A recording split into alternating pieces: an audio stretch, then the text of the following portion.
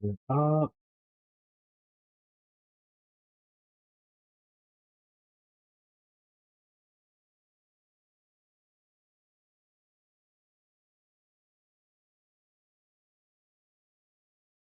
Alright.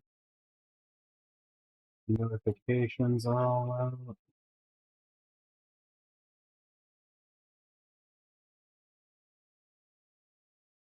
Alright, we should be all set. Hello, I'm back. Hope everyone's had a good day. I hope everyone's Thursday was good. Mine was alright. I did a shitload of material grinding on Kingdom Hearts to get prepped for like, you know, secret bosses and making the Ultima weapon. So that was my Thursday. And then I was planning on doing hardcore WoW, but I noticed that Season of Discovery literally just started today. So I wanted to take a look at that because that seemed pretty neat. Because I don't know what they mean by a lot of this stuff that they're talking about. Like with runes, like there being roles and class combos.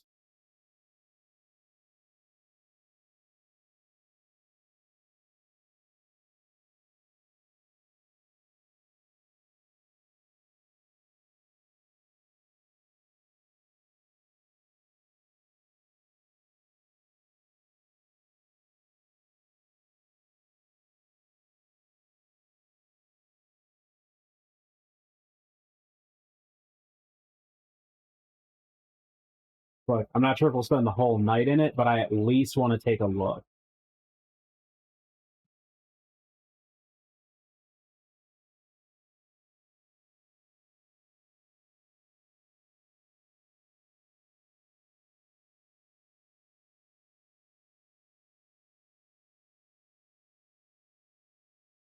Because, yeah, like, I'm really curious.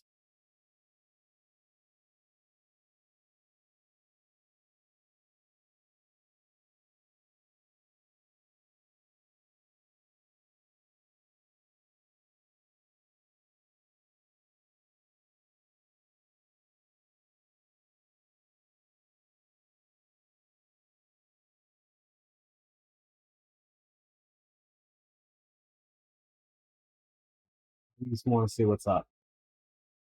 Hey, Saint. How you doing? You forgot it was Friday? That's fair. I lose days of the week constantly. Like, even on days that I work, I still am like, I don't know what day this is. I just know that I'm working.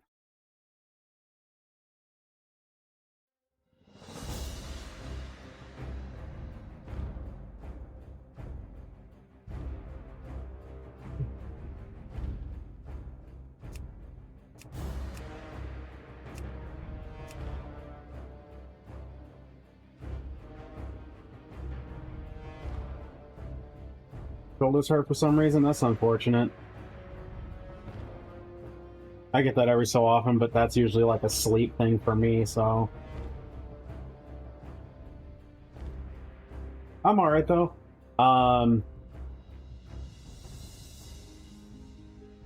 You know, a lot of the same old, same old. What was it?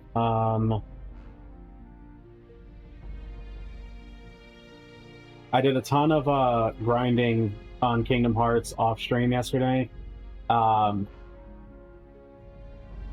got what was it? I got literally everything except for one material. There's one material I still need, and I don't have access to it because I didn't push the story far enough.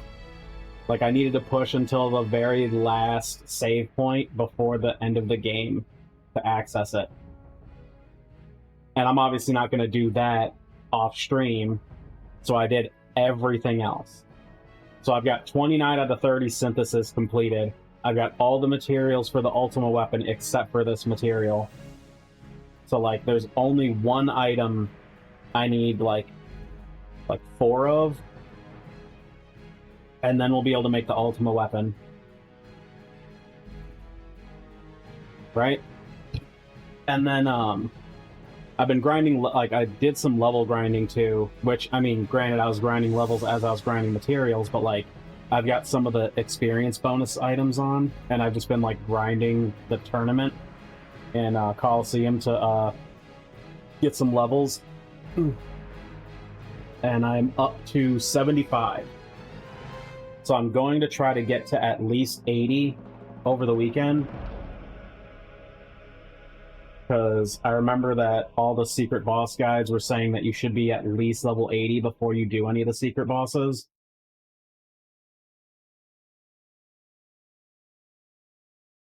Because, yeah, that is a lot of levels to have gotten. Because I remember, what was it, Tuesday, we started the stream at like level 47.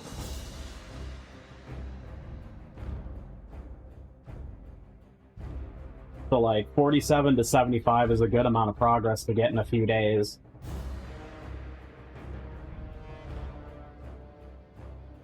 Right? I was going nuts.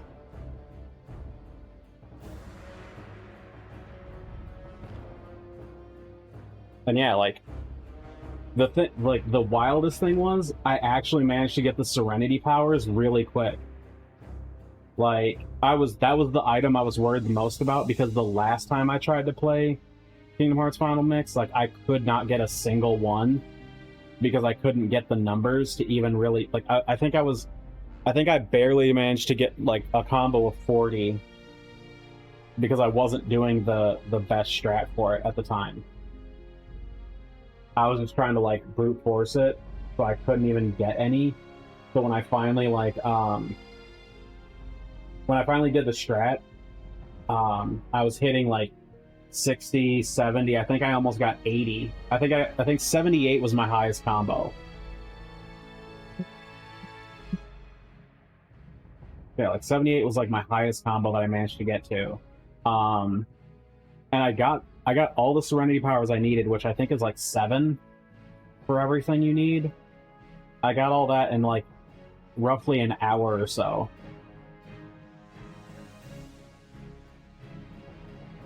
Like I was getting really lucky with drops. There was even one where I got 2. I think it took me longer to farm Mystery Goo than it did Serenity Power, which was wild. That's the other thing. I was getting lucky with spawns. Like it wasn't every time I went there, but it was like within like 4 to 5 attempts on average of going back and forth, it would spawn. Like I was getting really high spawn rates for it, which I think is because I had the Encounter Plus ability on.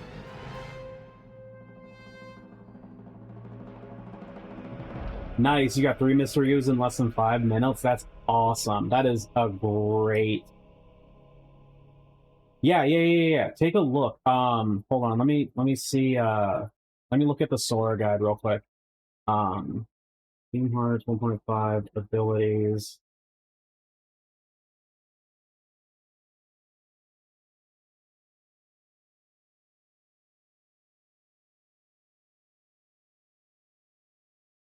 Okay, it's not a level one.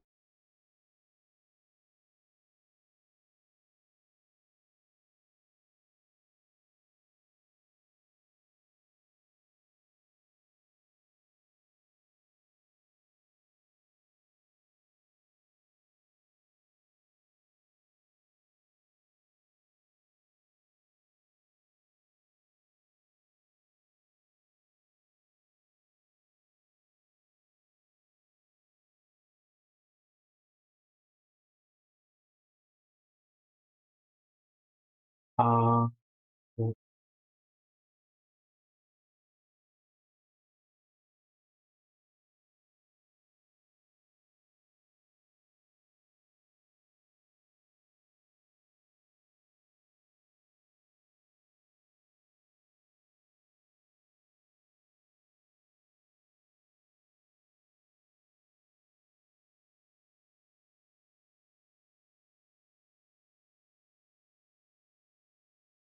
I don't know where you get it from. Oh, there it is. Sora learns Encounter Plus after completing at least 15 items in item synthesis. There it goes.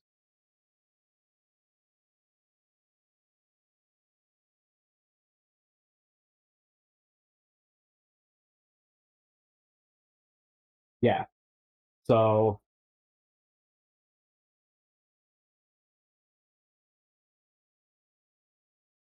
yeah, what it says, the description for it is, it increases the rate of spawning and encountering Heartless.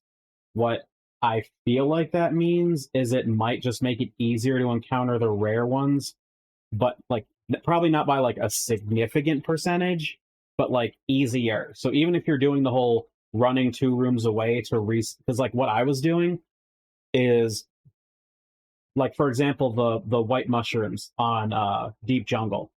So like they spawn at the camp area. I'd come out of the tent. If they weren't there, I'd walk over to that the other room where the that fucking the little black thing that you play the sorting hat thing with, that game. I'd move to that room and then just go back and forth between the camp and that room until they spawn. And then when they did, I would just move 2 rooms away to reset the encounter and then just keep going back and forth, and then it would happen. So like for me, all I had to do was, after getting the rare encounter, I'd move 2 rooms away, then I'd go back between the original room and the next room until it would spawn. And that worked like consistently.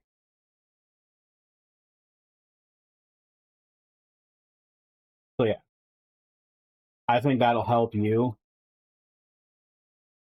for your run that you're doing. I did that for the mushrooms. I could have also done it for the little bobble guy, but I got everything I needed from him really quick. I got lucky with that guy, so I didn't need to use the strat for him. It was mostly the mushrooms that I had to do that strat for. The mushrooms, like all of them, the black, the white, the blue, and the green one, all of them. I did that. I had to do that for the stealth soldier too. That invisible one. I had to do that for him.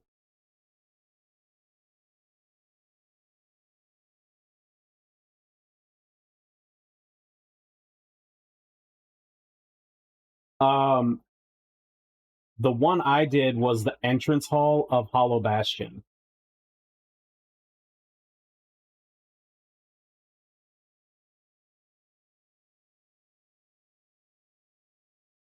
So like that very first room in the castle.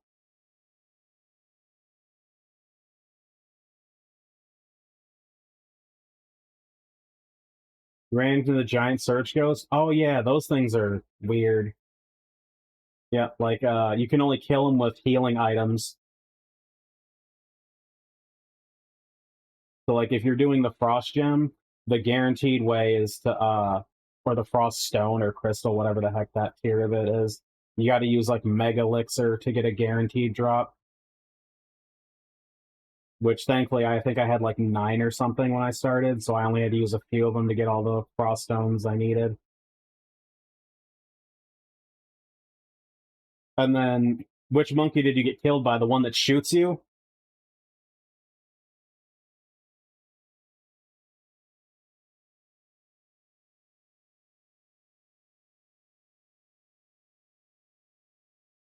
Yep, that's what I did. I saved all the special heartless for last. Yep.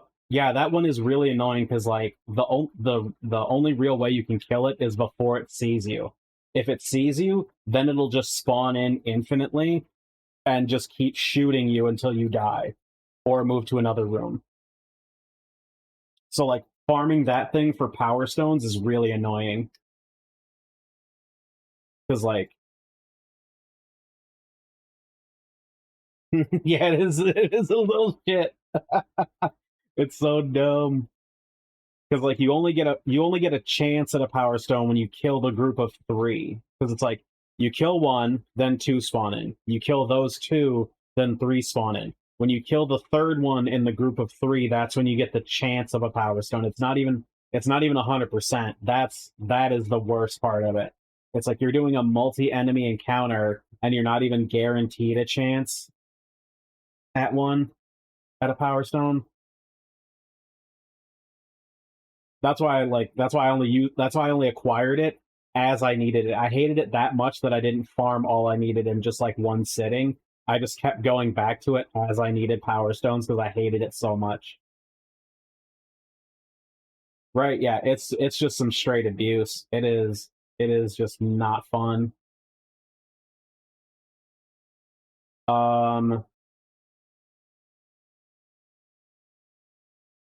it is just pain. But yeah, like I said, the fact that I got like what I'm so stoked on is that I got the Serenity powers so quick. Because like I said, that's the item that broke me in my last run. I was like, I can't get any of this. This is the only item I need. I was so frustrated and upset at that point. And I was still only like in the 60s as levels, so I couldn't really do the secret bosses.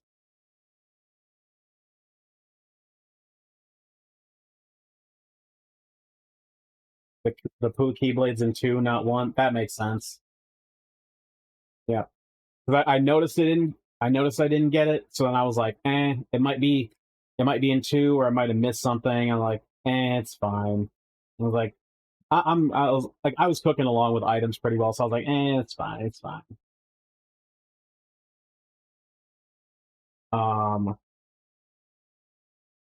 What was it?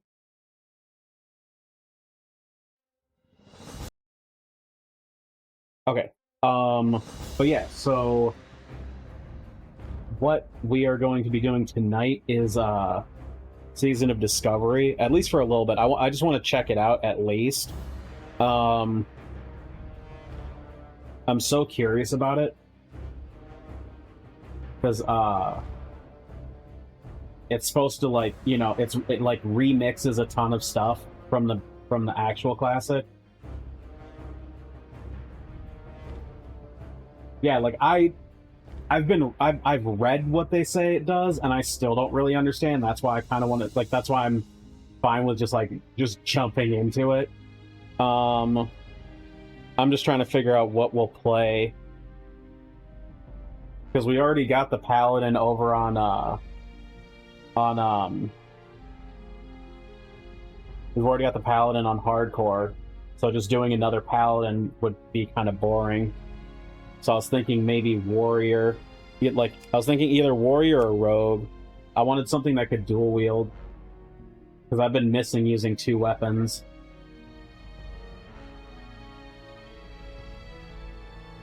Because since it's not hardcore, I don't have to worry about dying.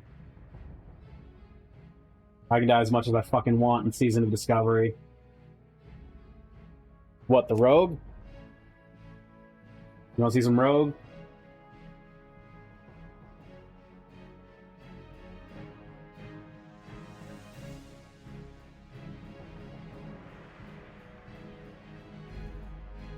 All right, yeah, works for me. Like I said, I'm down for whatever. I think I'll go with Night Elf because there's no vampire option, and this is closer. This feels sassier than human.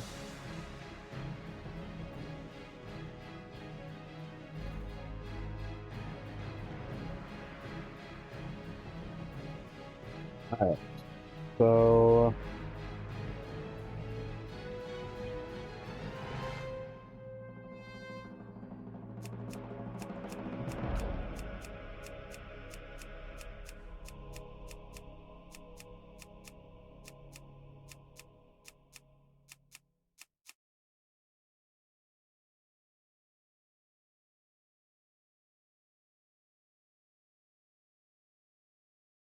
No, I'm just trying to.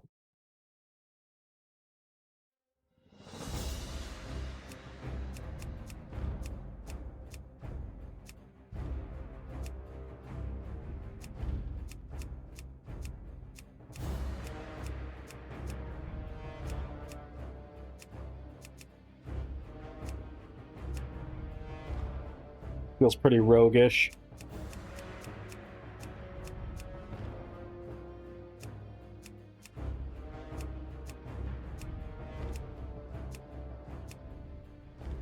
You know what's funny? I used to go with the clean-shaven cut when I was younger, but now I prefer like beards.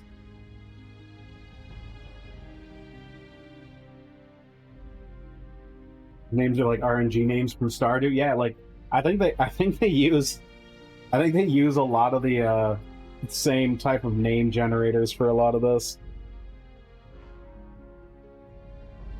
This feels pretty roguish.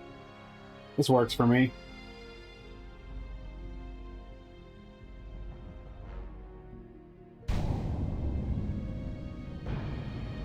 All right.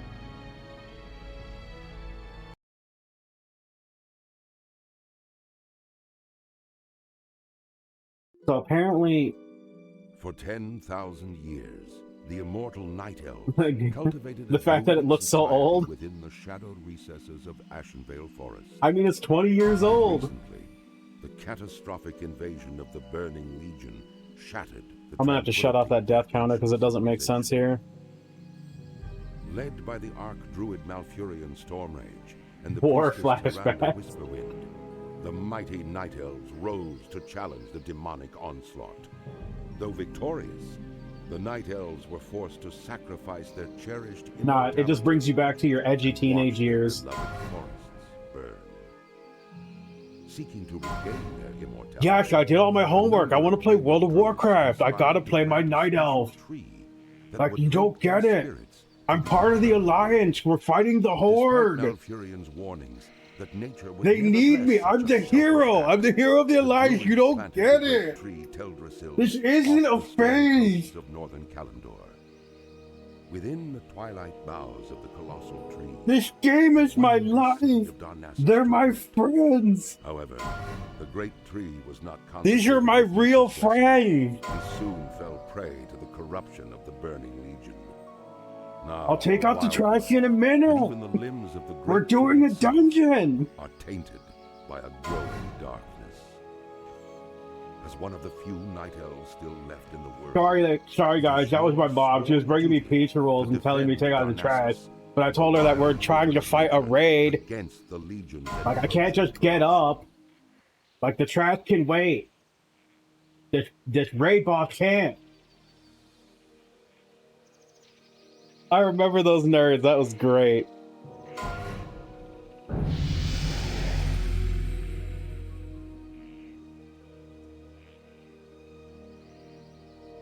Right. My favorite part of like the WoW episode from South Park was that like they what was it? LVY profiles.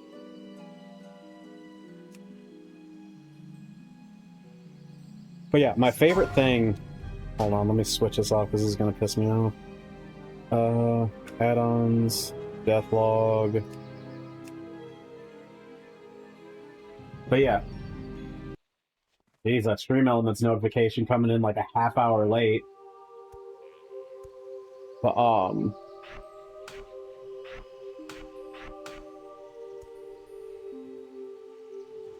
right?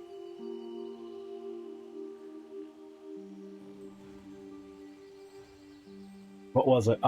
Yeah, my favorite thing about the fucking the WoW episode of South Park was all the intense music they were playing while they were level grinding, just killing boars. And when I was watching that episode, like originally, and then on any of the times it repeated, the thing I hated most was that I knew that what they were doing didn't work that way, and I was like, holy shit, I'm such a fucking nerd. I was like, I'm such a nerd that I know that they couldn't do this, because that's not how level grinding works in WoW. I was like, you can't just kill boars. I was like, after you're 5 levels higher, they turn gray and you don't earn experience. And I was like, holy shit, I'm a nerd.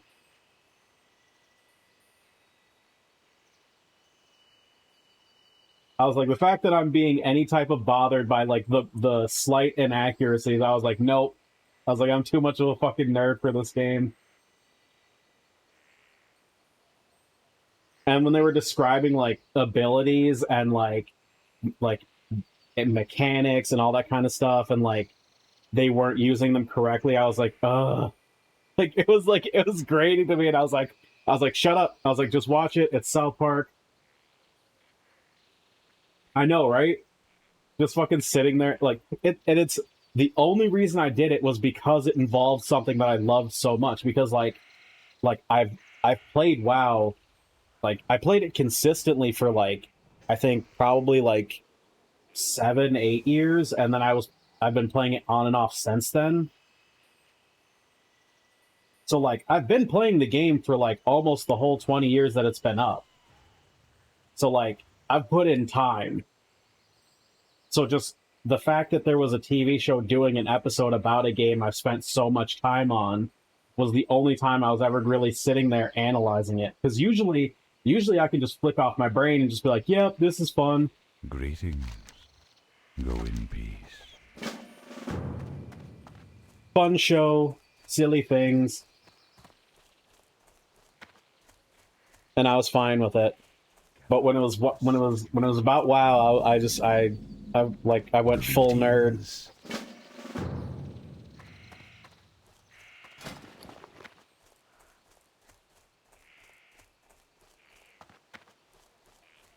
Oh, whoops, I gotta switch off another add-on.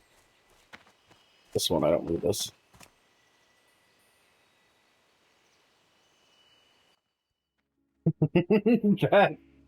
Oh my god.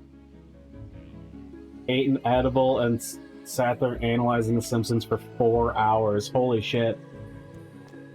That must have been like a whole ass experience for them. It's like, no, you don't get it, man. Like Bart's a metaphor. Like Bart is like the voice of like this whole group. And like Homer like represents like this entire establishment. And like just like the ignorance. And then Marge, oh my god, like Marge is like a stand-in for, and just like sitting there going nuts. Hi. I can picture it. Ah, the great outdoors.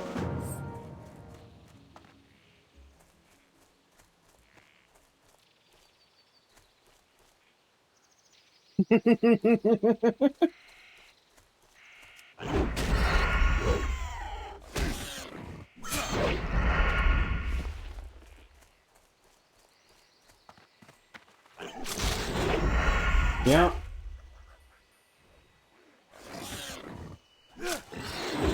That's how that shit works.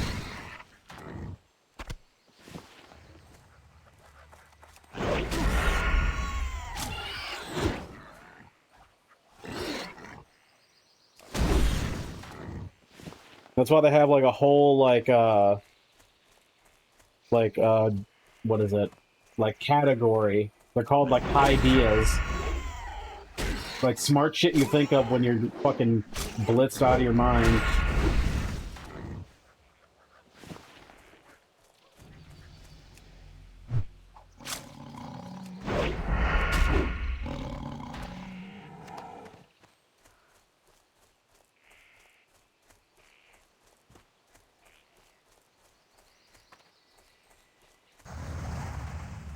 You rude little jerk. You knew I was going for that monster.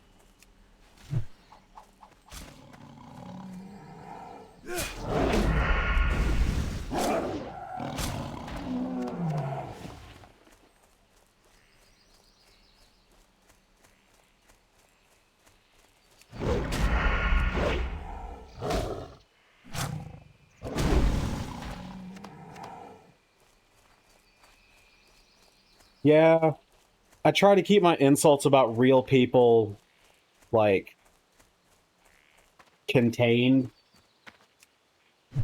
At least when I'm streaming. I think horrible thoughts.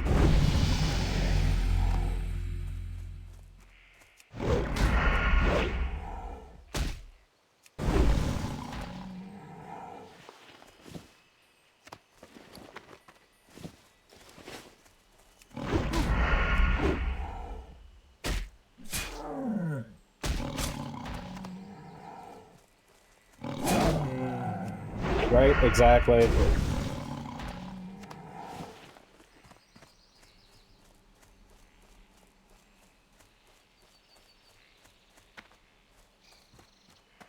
You remember that Donald Glover joke I told you about a ways back?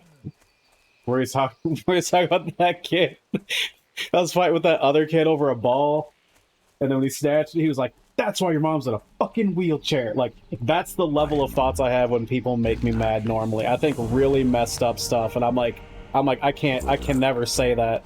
I can never say those thoughts out loud.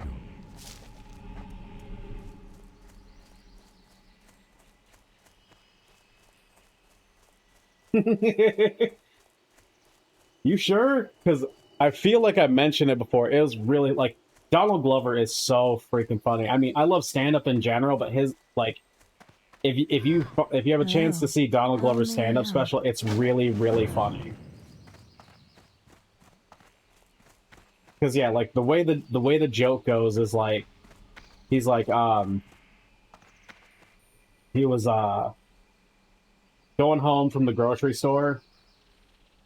He was going home from the grocery store, and like, you know, he saw a couple kids like at a park or a playground or something fighting over a basketball. Like, you know, they both, you know, they got their arms around it, just, you know, trying to, you know, fighting over it or whatever. And then one of them yanks it, and it's just like, "Ugh, that's why your mom's in a fucking wheelchair." And he's like, what?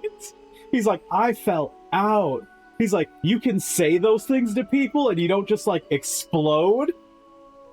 He's like, the people police don't descend from the sky and just take you away?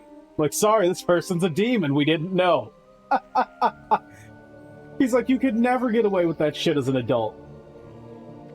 You couldn't just be like at the office and like, he's like, you couldn't be just at the office being like, yeah, so, he's like, I was given, like, Bill these reports or whatever. He's like, what's his problem? He's like, I don't know, but that's why his mom's in a fucking wheelchair. Like, see you later for coffee? He's like, no!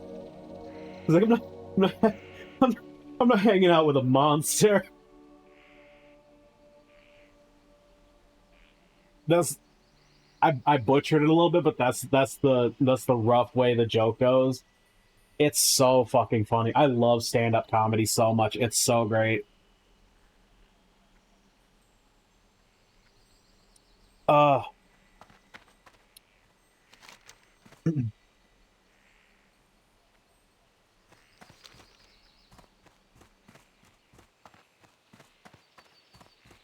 Because, yeah, I'd probably lose it too if I was just like walking home from somewhere and I heard some kids say that.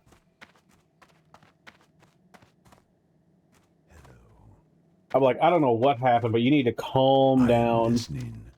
Farewell. Goodbye.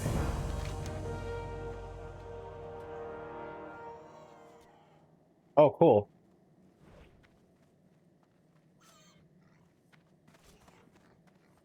Teleport behind your target and strike, causing 150% weapon damage to... Must be stealth. Cool. Del Ladres.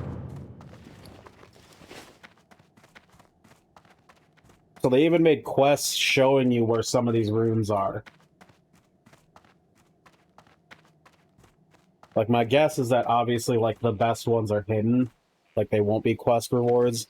Or this might be the only one. Like, they might give you, like, an introductory quest to engravings, just so you can see what it's like.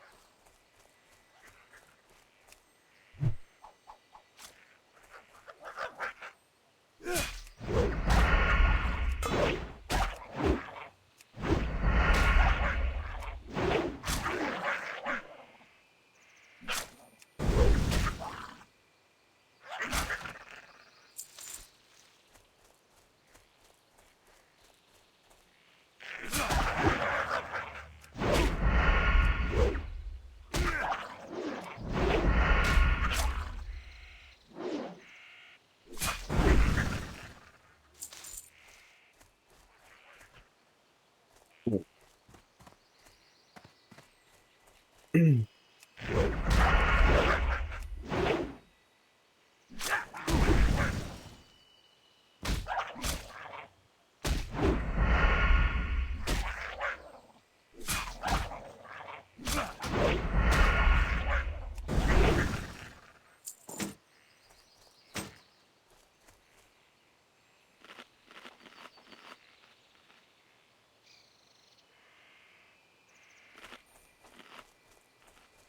out of range.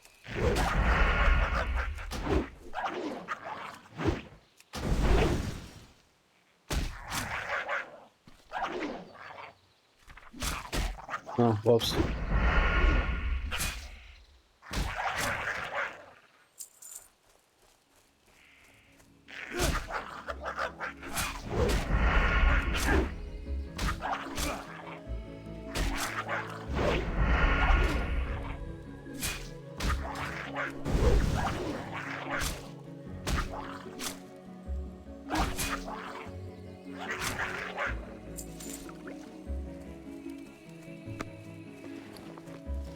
I did like I out of the things I did read for Season of Discovery, there are a few things that are going to be kind of annoying.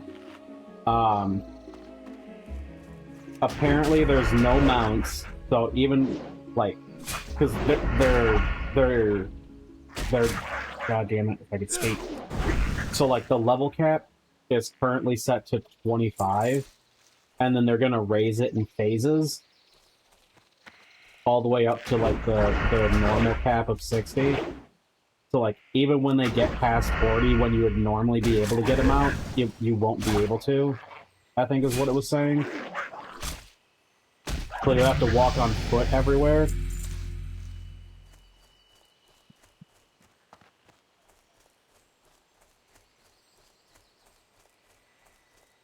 I think it's just like to gatekeep certain content, just so that people don't do everything in like the first minute, so they can release stuff in waves.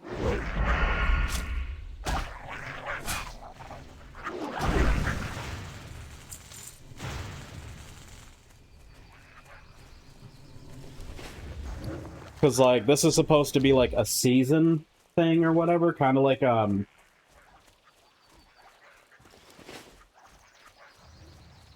yeah, because like there's the level cap of the there's the level cap of like the expansion or whatever, because like for classic WoW, which was vanilla, the maximum level you could get to was 60. So that like that's usually what people say when they talk about level caps. It's just like the maximum level achievable. So like most MMOs are usually like 60, 70.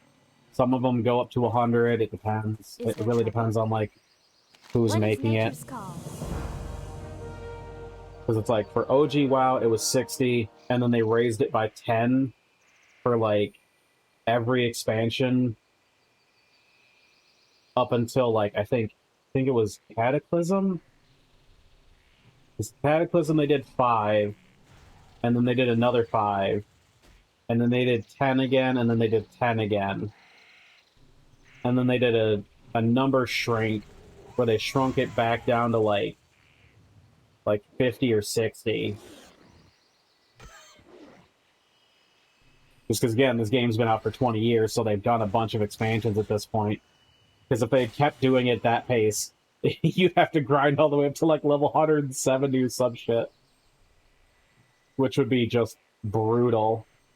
It'd be so fucking like there's no way you could get a new player to grind 170 levels. Like there'd be no way. They'd be done in a minute.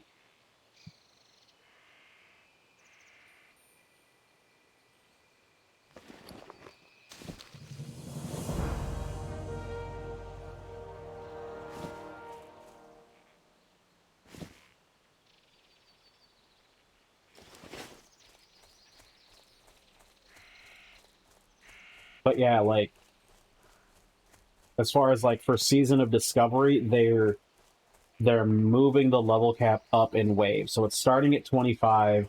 What is it? Do I still have the page up? Let me see. I don't. Let me see.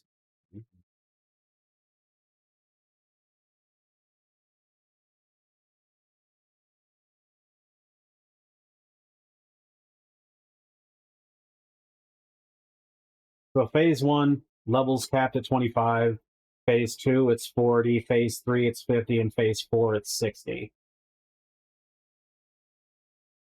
So they're doing it this way, probably, like I said, to just gatekeep content and, like, release stuff in the waves so that people aren't doing everything in, like, a week and just being done with it. How may I help? Basha Fela. Because I'm sure there's already some crazy people that are, like, already level 25. Which, if you had left them alone, they'd probably be 60 within, like, 4 days. Because, again, since this isn't hardcore, they don't have to worry about dying. They can just go fucking apeshit. Yeah, right?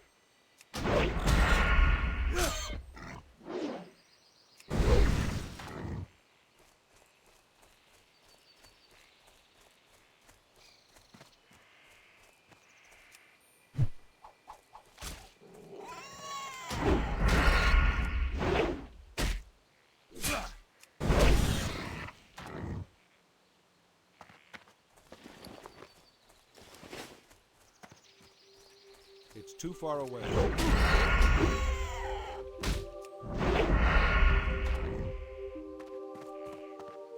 Yeah, I just wanted to at least try it, because I want to get this first ability at least, just to see what it's like.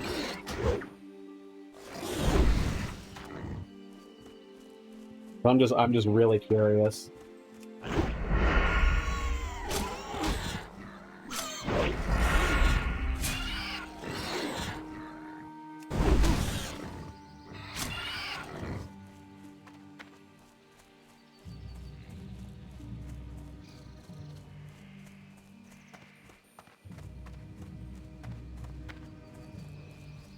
Cool. Yeah, because I think once I get that first engraving, you're plotting again. That's fair. I think once I get this first engraving and try it, I think I'll swap back over to hardcore just so we can keep playing the paladin.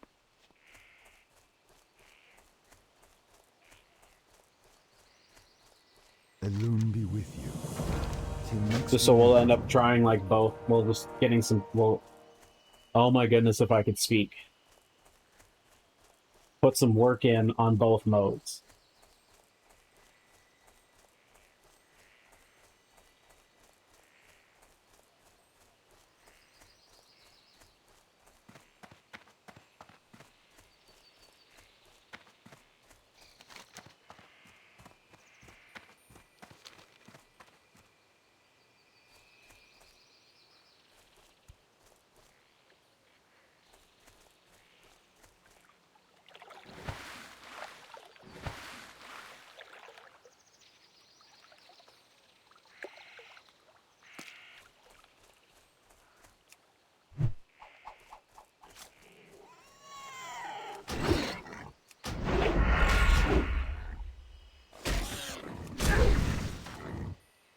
Okay, cool. I'm glad my weird mindset and thought process are tracking.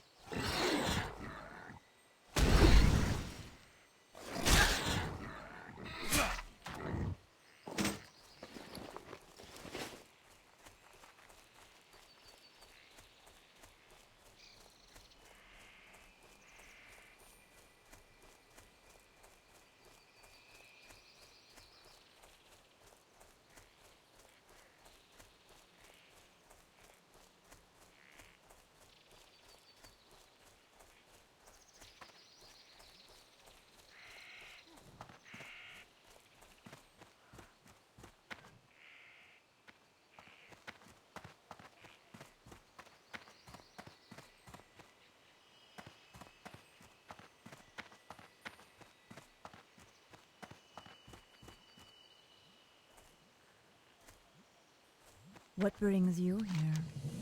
Good luck, friend.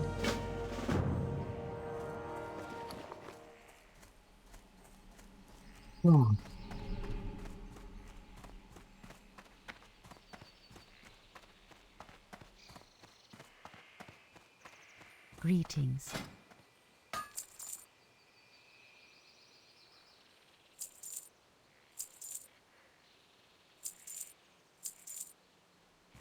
Illume like your path.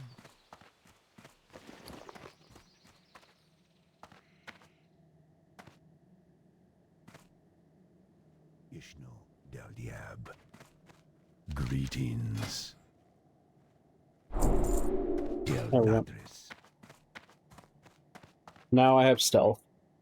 I can now sneak.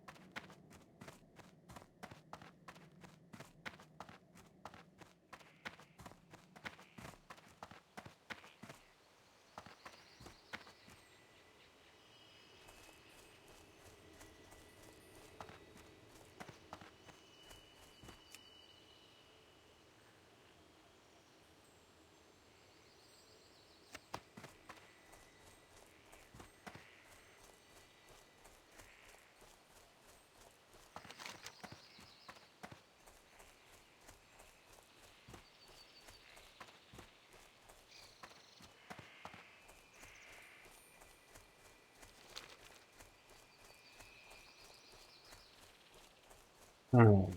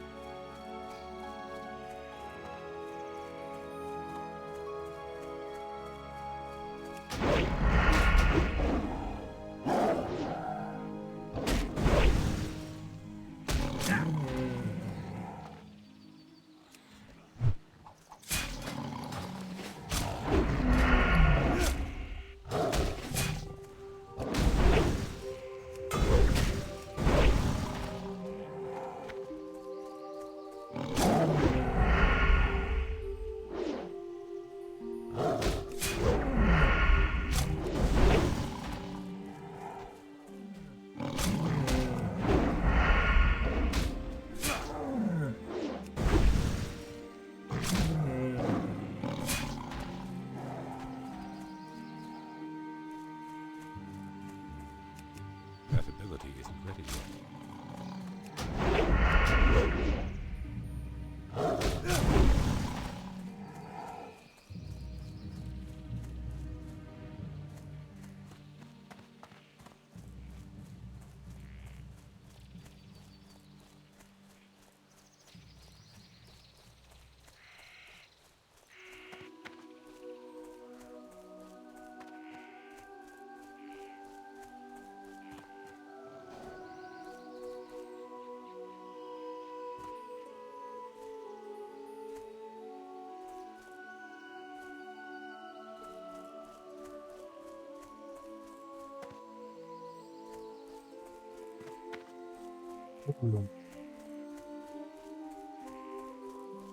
About to hit level 4.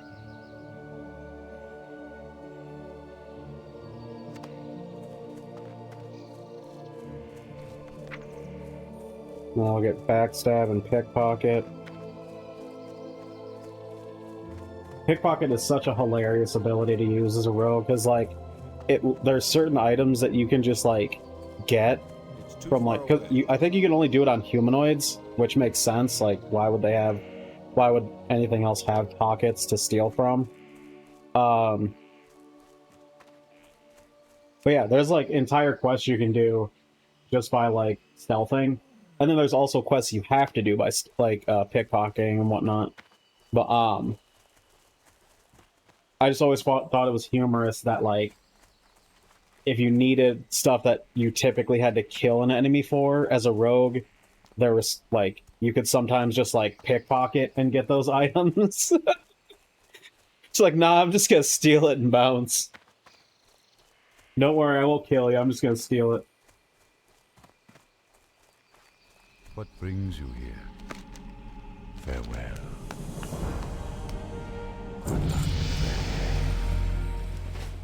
Hilariously enough, I didn't really do a lot of pickpocketing in Elder Scrolls games for, get this, because I felt bad.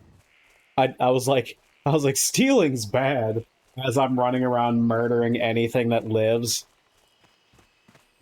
Like, listen, I won't pickpocket you, but if you look at me funny, I will definitely kill you and just take all your stuff.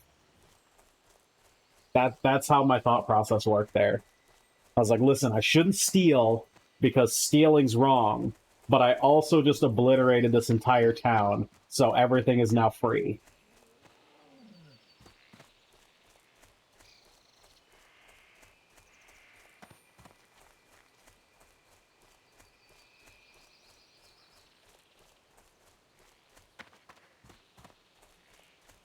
They can't report me to the guards if there's no guards.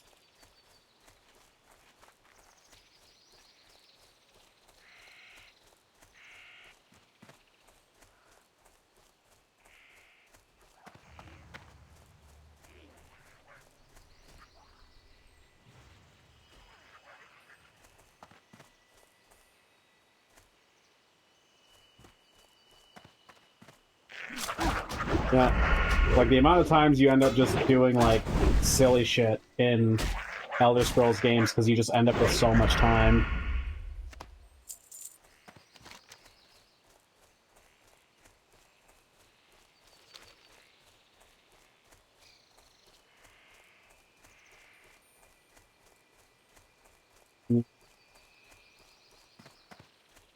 Speaking of jail, that makes me think of what was it?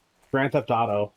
Anytime you get arrested in Grand Theft Auto, that was really funny because I think like I don't think they still do it, but like in some of the older titles, when you'd get like if you got arrested by the cops, you like they would take all your guns and like a lot of your money. So like it was just better to get killed. So, like anytime a cop would like rip me out of my vehicle to try to like arrest me, I just go nuts and start shooting. I'm like, nope, I'm not going to jail.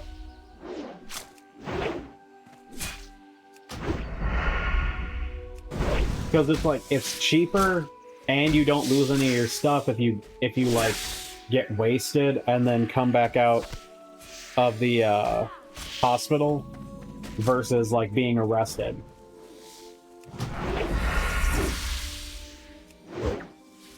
Kind of.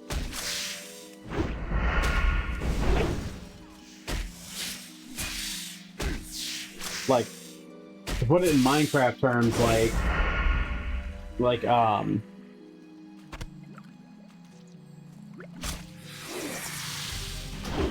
put it in Minecraft terms, being arrested by the cops is like falling into lava and dying. So all your shit gets burnt instantly. And you have to like start over. Whereas being wasted is like dying right next to your house. While all your stuff is literally just still on you.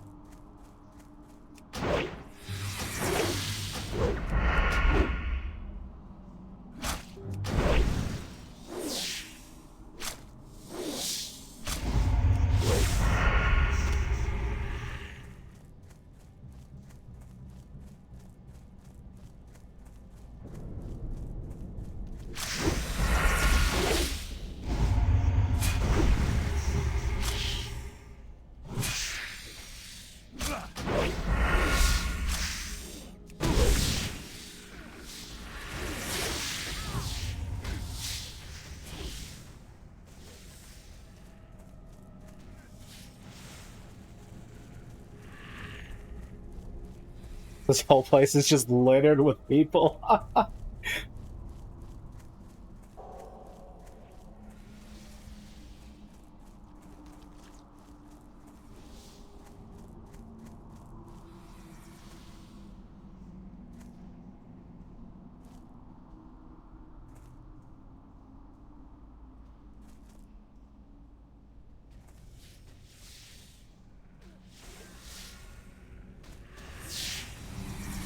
I think Season of Discovery is probably more popular than Hardcore because they have more servers up for it. Because there's like, I think there's only like 2 or 3 servers for Hardcore, but there's like 8 servers for this, and like all but 2 are like full.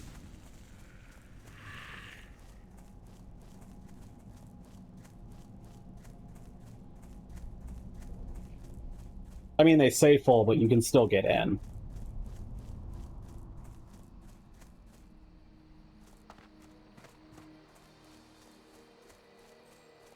Full just really means that there's a chance that you'll have to wait in line.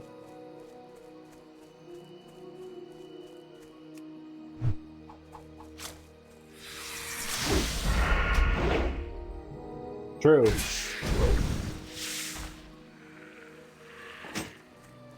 Because I won't lie, if the paladin dies, like if I end up dying on that paladin, I probably will just stop. Like that's probably where I'll call it, like... Because that paladin's my highest level character, and I am getting tired of restarting. So it's like, if he ends up dying, I might just be like, yeah, that was fun, and just move on to something else.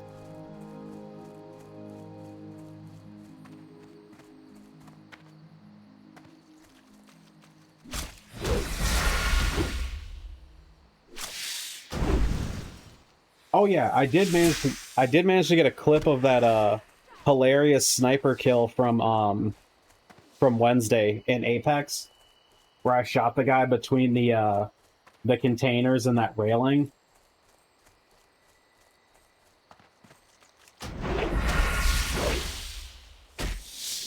I think I said it is a featured clip on the channel, but I also meant to post it in the Discord because it's just so funny to me.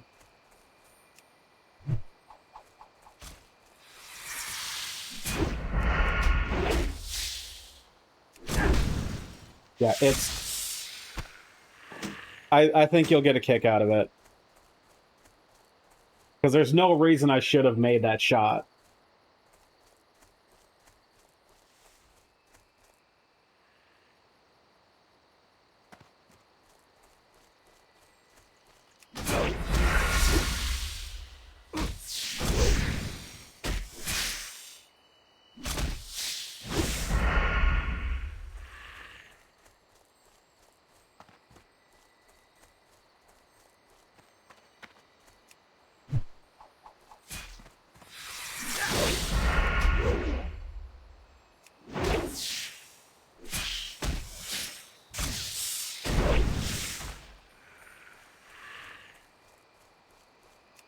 Not ready yet.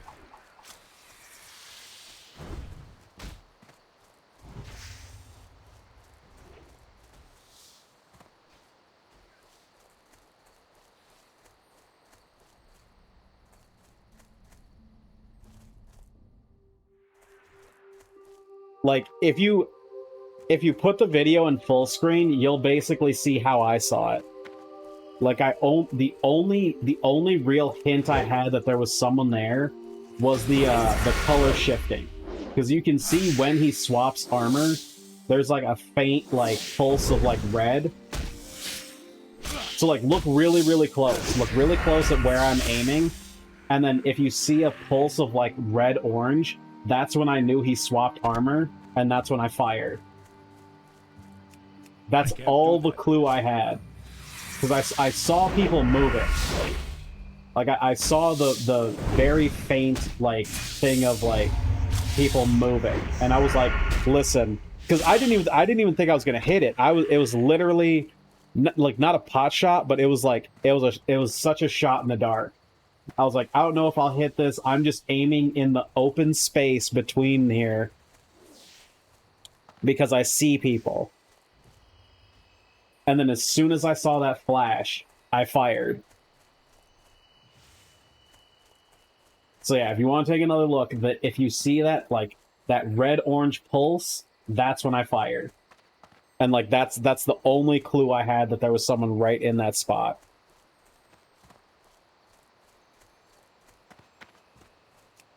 That ability isn't ready yet.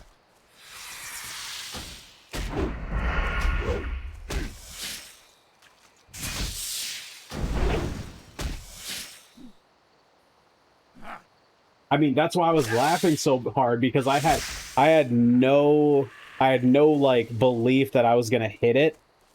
I need to get closer. I was literally just like, I'm aiming here. All right, that's fair.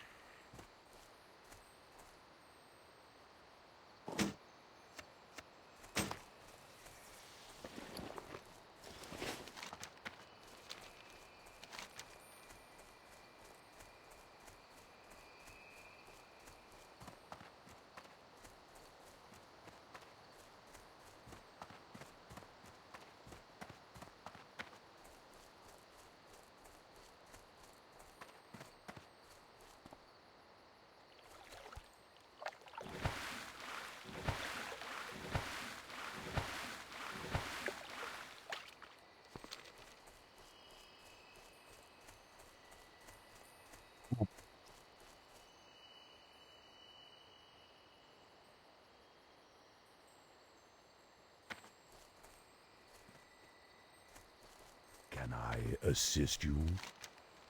Goodbye. Farewell. Asha Fenar.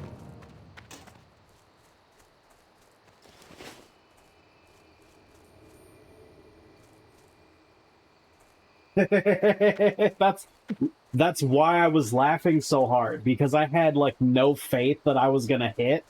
So when I did and downed him, it was just like, I was like, there's no fucking way that just happened.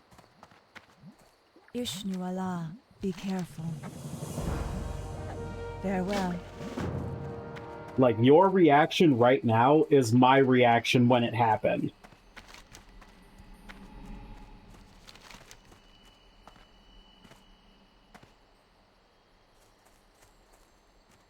I was just like, there's no fucking way. So it was so absurd, I could only laugh. Mm-hmm. It was fucking amazing.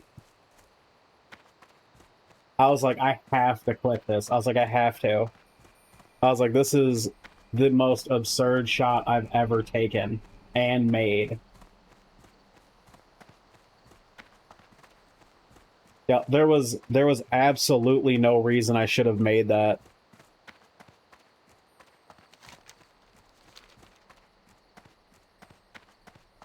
But it was nonetheless amazing.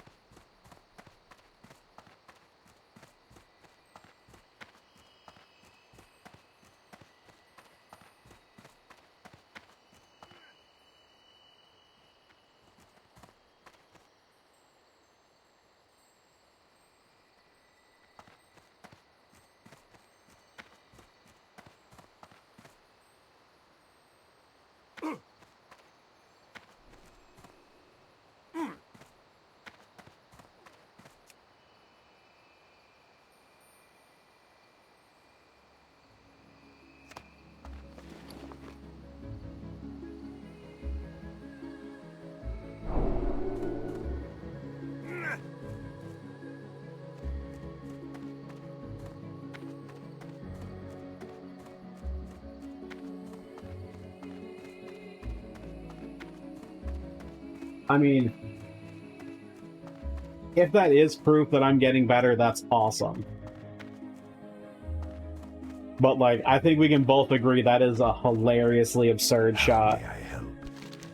Dear Nut, I am listening. Asha Fela. Right? I am honored. I am listening.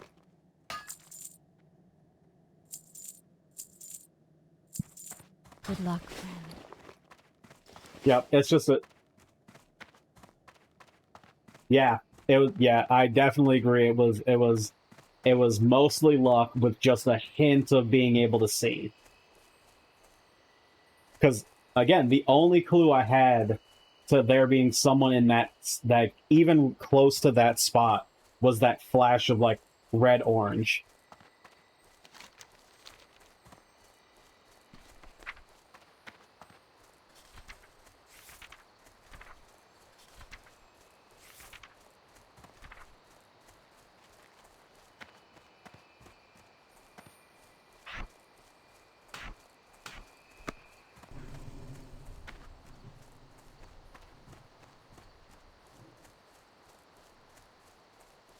Yep, it was, yeah, that was like that was them like switching armors.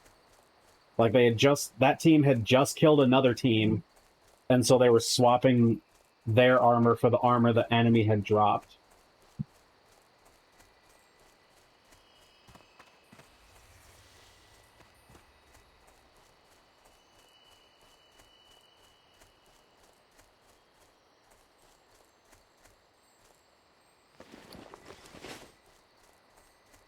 So yeah, as soon as I saw it, I was like, "All right, fire!" And then when I heard that crack sound and then saw the thing of them being downed, I was like, "No fucking way!"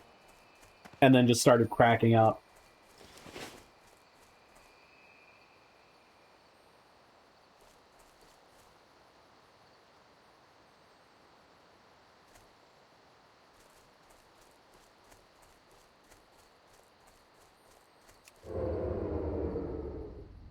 Sneaking, so stealthy.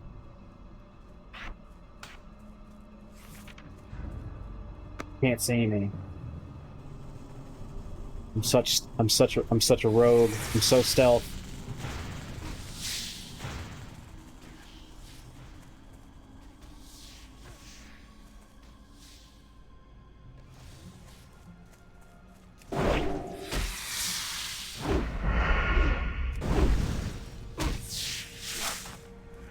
I don't have the patience for stealth. You move so slow.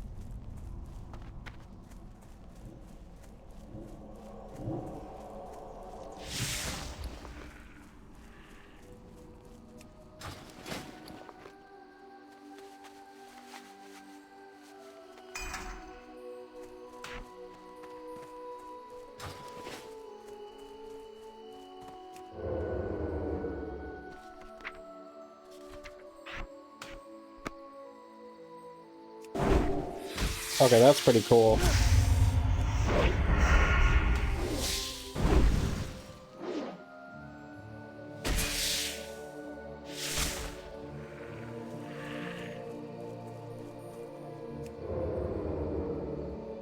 Yeah, so you stealth.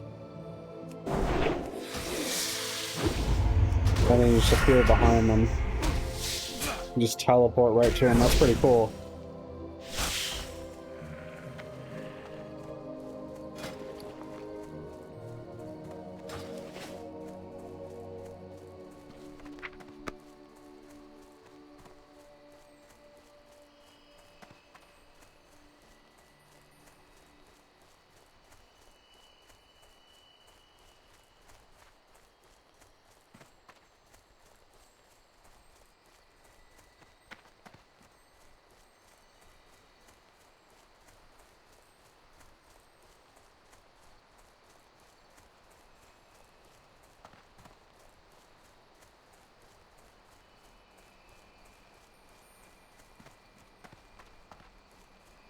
Ishno del Diab.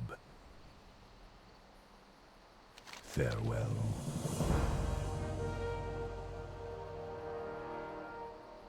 Goodbye.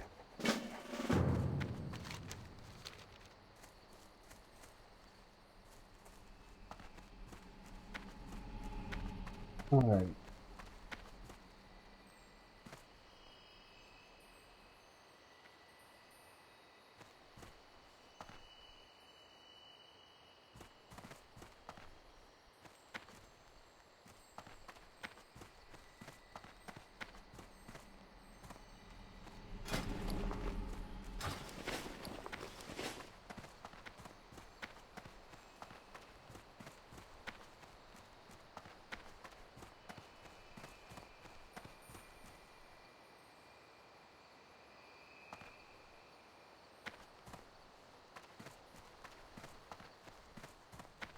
Ishno Allah del Nadri.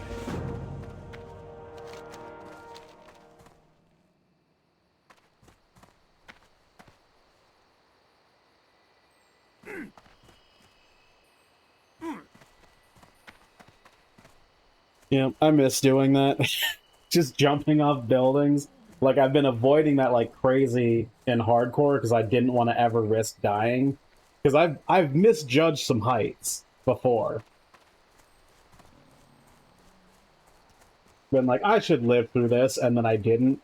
And I was like, there's no chance I'm risking that in hardcore. Like, I would lose it if I died to just fall damage.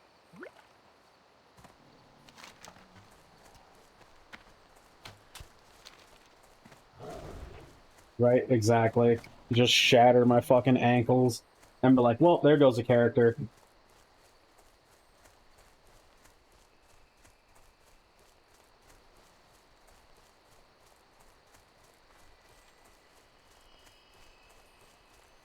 God.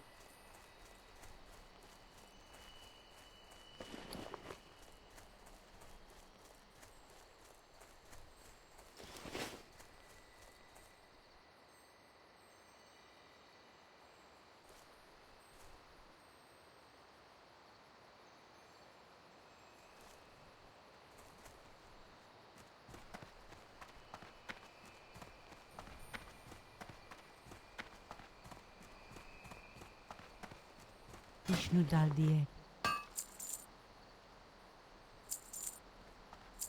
Goddess watch over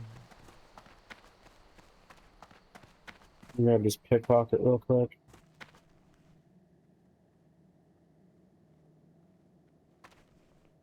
Hello.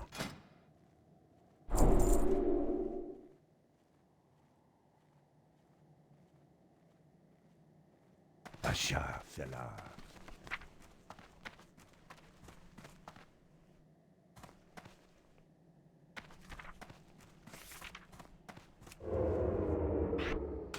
Pickpocket.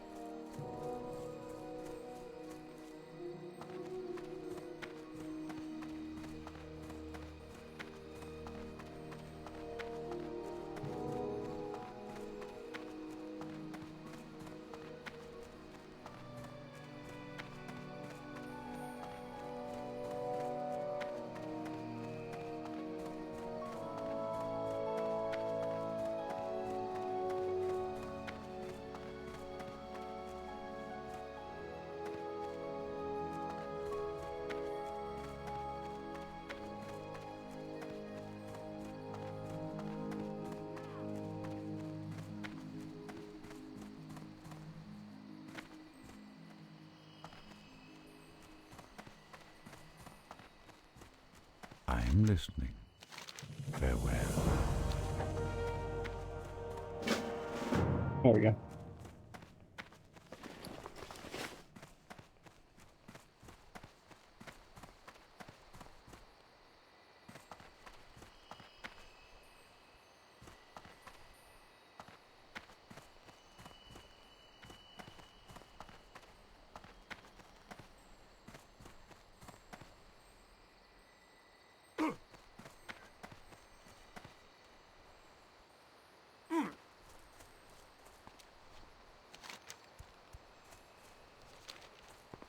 All right, there. I did all the starter quests here. I got to try out the first rune for rogues, which is Shadow Strike. That's pretty cool. It's a neat little teleport. So I'm gonna swap over to the Paladin, and we'll keep doing hardcore for like the rest of the night.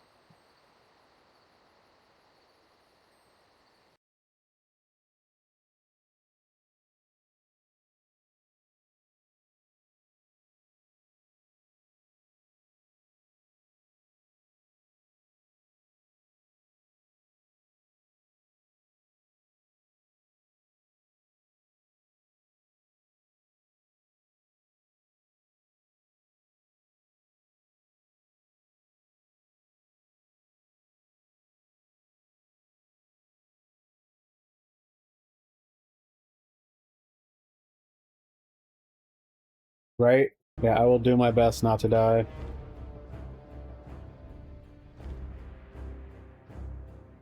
Yep. Yeah, there's only 2 hardcore servers. There's an insane number of regular servers, and then there's what? 1, 2, 3, 4, 5, 6, 7, 8. Yep. 8 seasonal servers.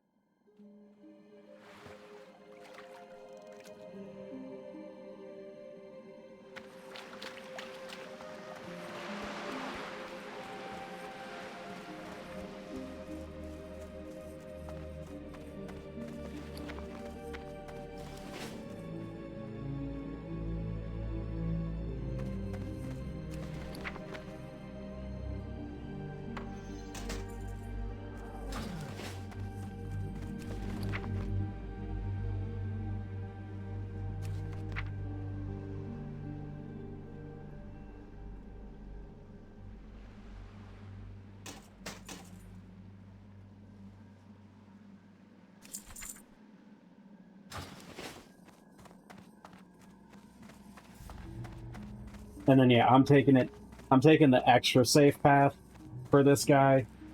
Because like I said, like the quests skip levels around like 18 to 20. It's really weird. Because like the zone I was in, I was getting quests for like level 18, but then I was also getting quests for like level 24. And I was like, okay, well, I'm out of level 18 quests now, and I've only got these level 24 quests, and shit's already kicking my ass. I was like, I guess I'll just go back to the fucking. I'll just go to another like 10 to 20 zone and just start over there.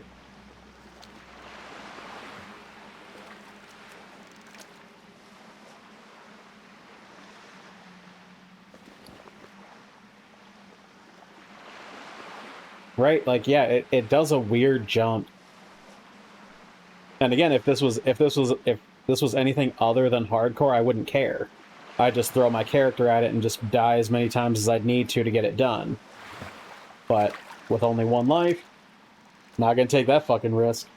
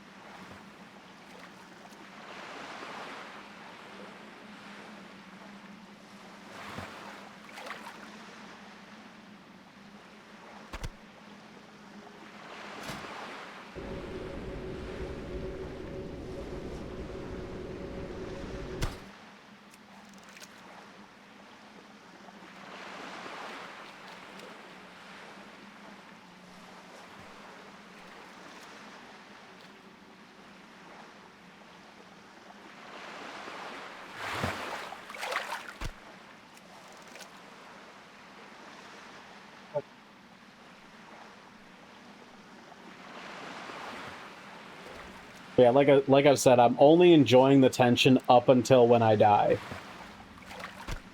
Like, when I lost that mage, like, not even fucking 10 minutes into stream that day, I was like, wow.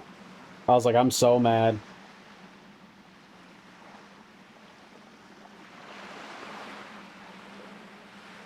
Like, it was like that slow burn anger where, like, the more you think about it, the angrier you get. Because, like, at first I was, like, kind of laughing just because I was in disbelief. And then the longer stream went on, I was, like, getting madder and madder.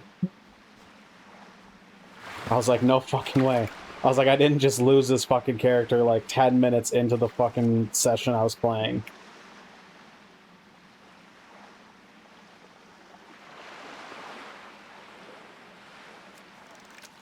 I was like, there's no way.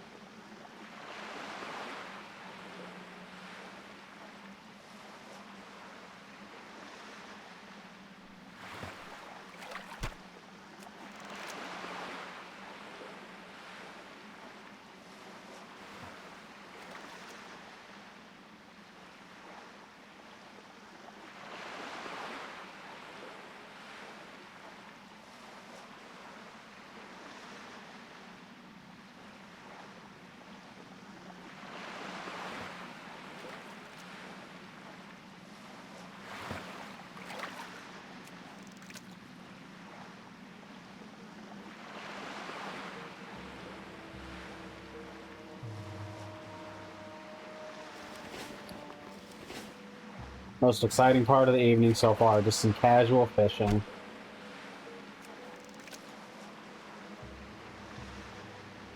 But, gotta do these quests. I need that experience. I need the safe experience. Where I'm not fucking risking death. I know exactly, I could be fighting for my goddamn life. Oh my god.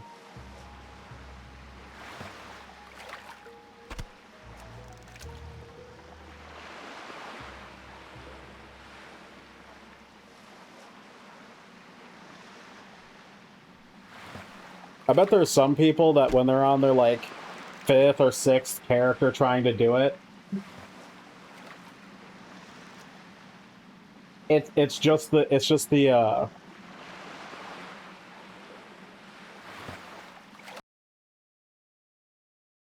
far as the color thing, it's just the layout of this place. It's just the design, because it's like, it's a beach, so this is all just gray, tree gray. The only real color is like on the grass and like some of the trees, but it's all pretty dull colored. Because yeah, like this forest is way more dull than like these forests were.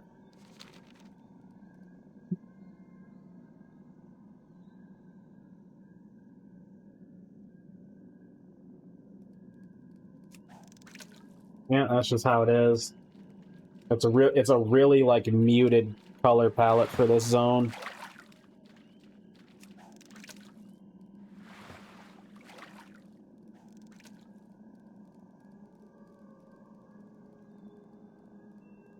Which is also part of the reason why I saved it for last for like coming here with my paladin, because like I played in this area so much when I like played the original WoW, like, you know, vanilla way back in the day, like fucking, you know, like 18-ish years ago. Like,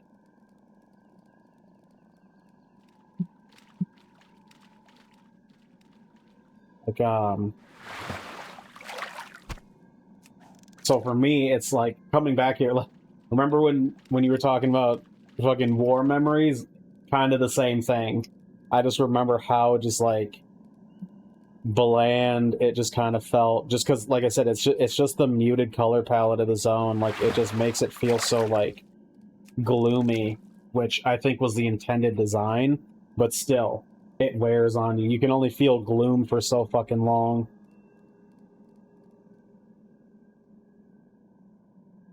And since I like to play Night Elves back then most of the time, this is where I came a lot.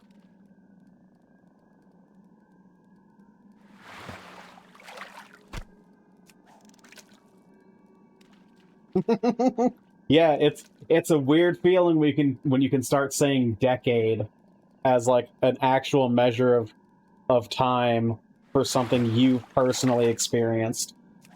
It felt weird for me too. I feel you. I feel you on that one. It makes you feel like fucking it just throws you. Just makes you slightly dizzy. Your head just spins a little bit. You're like, no fucking way.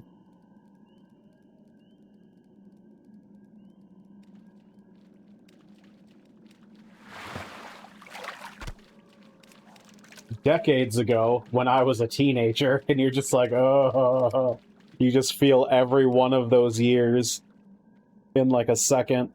In an instant, you feel every one of those years just to your core.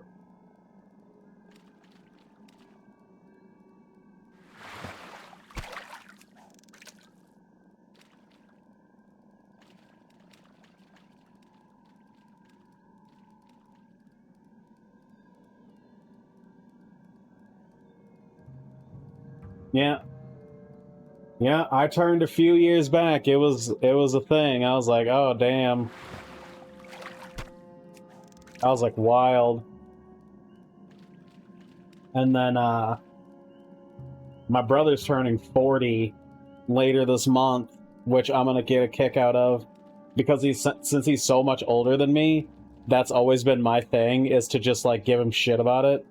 So when he turned 30 first, you know, like when he turned 30 as like, you know, the first out of all of us or whatever, I had so much fun with it. Just like I'm gonna have fun with him being 40. Just gonna hit him up on his birthday, be like, what's up, old man? How you doing? The big 4-0, what are you doing? Fucking grandpa over here.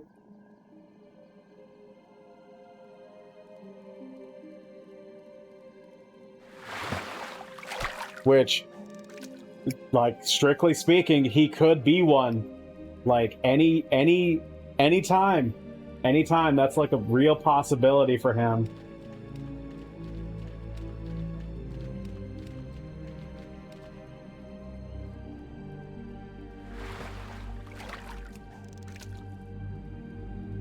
God, I'm gonna have so much fun when he has his first grandkid. I'm going to lose it. I'm gonna have so much fun trolling the shit out of him. Like, what's up, Grandpa?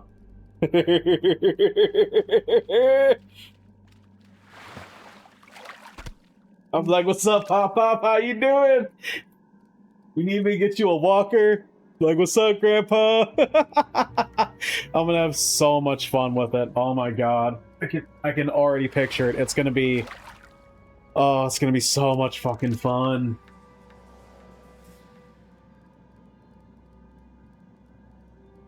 Yo. Oh my god, not even 40 has already 2 grandkids? Yes, that's gotta be so much fun. Like, hey Grandpa, we gotta get out of here if you want to hit that early bird special. Like, and oh my god, anytime they, like, you have to give them shit about hearing anytime they miss something. Like, purposefully talk quiet, and when they're like, huh? And they're like, what, you can't hear me? Is your hearing going?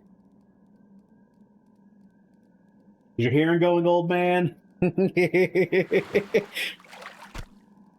Just trip them with it every chance you get. Yep. You do it to your partner already? Oh my god. That is... Oh my god, it's so fucking hilarious. Oh, that's so mean. But it's so... It's... Oh my god, it's my kind of mean. It's so fucking funny. See you soon. Safe travels. There we go.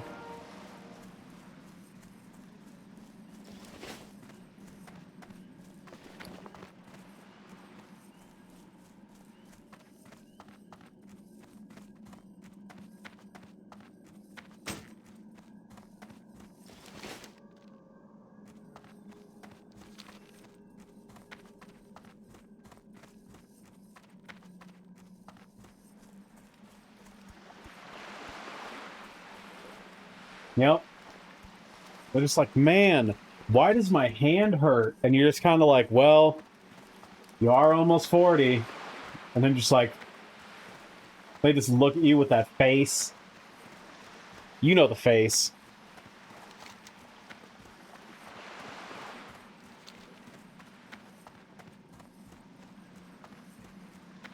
They're just like, you motherfucker.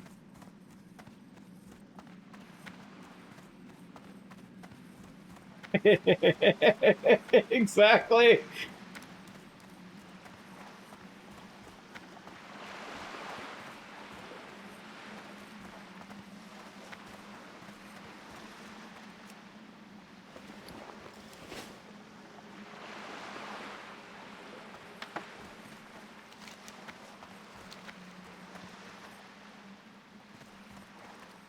Yep, it is. It is a great time every time.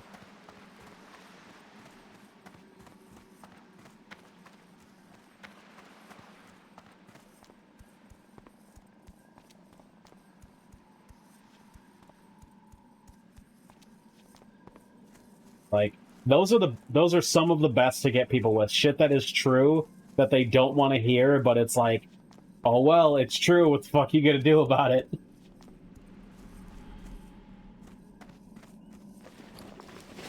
I am honored. Go in peace.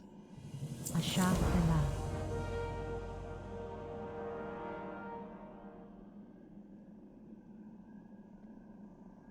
May the stars guide you.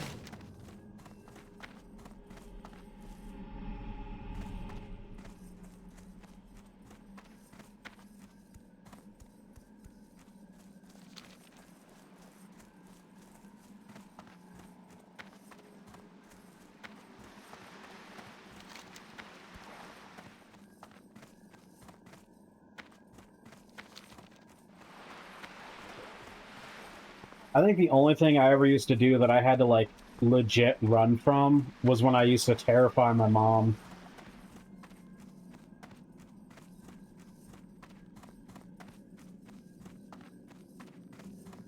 Because, like, when I was younger, I had so much fun just, like, hiding around a corner. I would hide around a corner, and then, like, if I ever saw my mom's, like, car pull up, when she was coming back from work or something, or, like, going to the grocery store or something, I would, like, hide around a corner, or, like, behind where the door would open, and then it's, like, as soon as she would enter the door or something, or round the corner, I'd just be like, blah! Because she would always jump. Just, oh my god, just just absolutely terrified every time. And I'm like, how do you not know it's me every time? Yeah.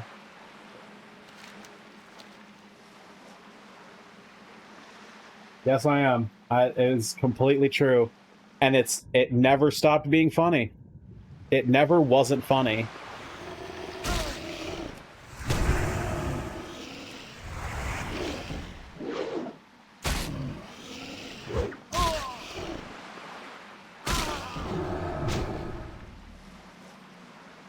Yep, I can't think of a single time where it wasn't hilarious.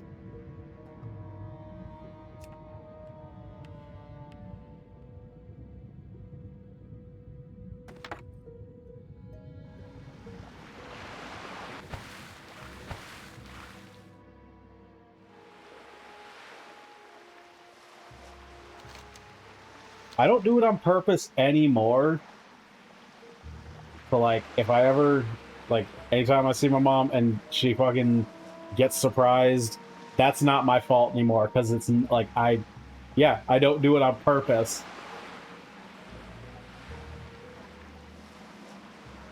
I was like, how did you not hear me? Like, I'm not walking light. I used to walk super light. Do I go out of my way to avoid it? No! That's not my fault.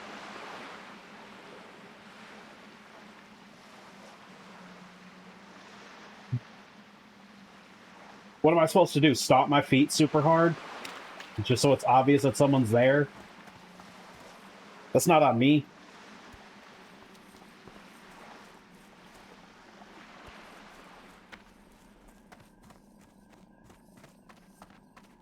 Gotta have awareness. You gotta listen. Go in peace. May the stars guide you. It's the same exact feeling I have about like because this was an argument I had with somebody back in the day. Of the highest quality. It was the whole Go in peace. putting the seat down after using the bathroom. And no, I don't do it on purpose. I just don't make an effort to not do it. If it happens by accident, then it happens by accident. And I just, whatever. I laugh, I move on. I'm not responsible for people who don't pay attention. Which is exactly what I said when somebody was trying to argue with me about putting the seat down. It's like, yes, I will do it, but if I forget and somebody sits down without looking, that is entirely their fault. That has been my position on it forever.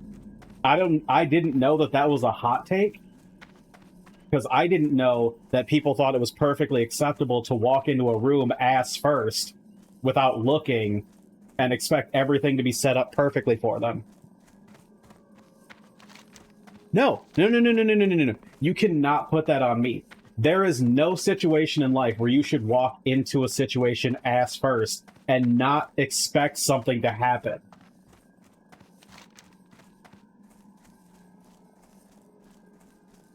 Nobody should ever feel confident to walk ass first anywhere. Like full confidence and be like, yep, I'm not going to trip. I'm not going to fall into anything. Nothing bad's going to happen. Nobody should ever be that confident, ever. If you are, you're in a weird situation. That is the weirder thing to me.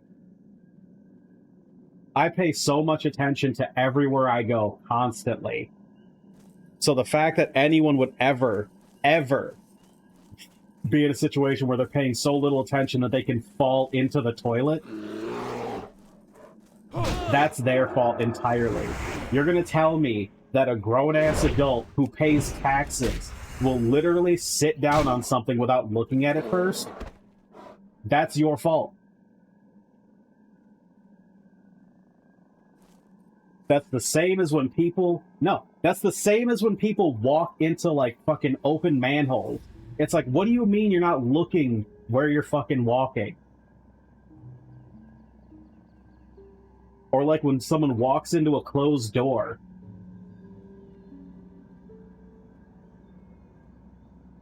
Trips over uneven pavement.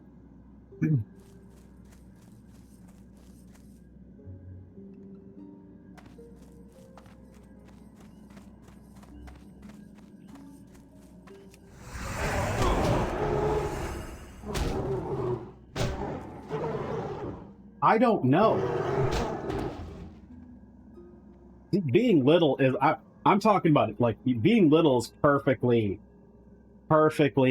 reasonable to make that kind of error. I'm talking grown-ass adults that still do this kind of stuff.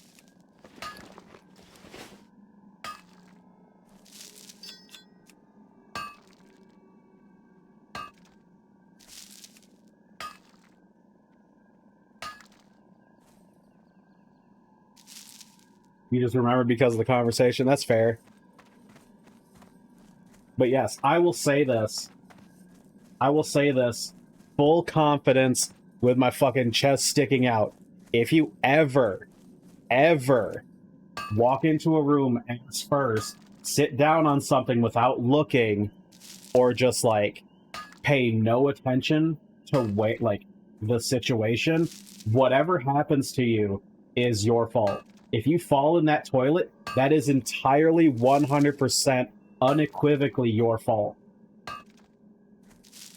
Unless someone literally pushes you into the fucking seat, or like rigged it so it breaks, like if you fell in because you weren't paying attention, that is 1,000,000% your fault. That is the only take to have on this.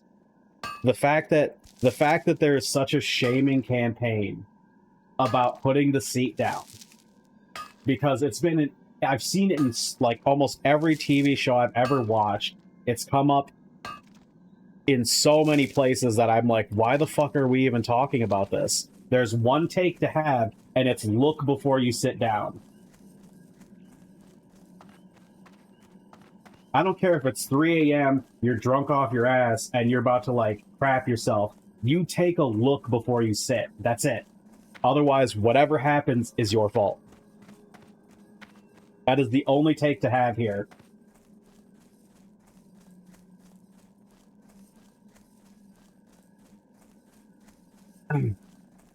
You're not going to tell me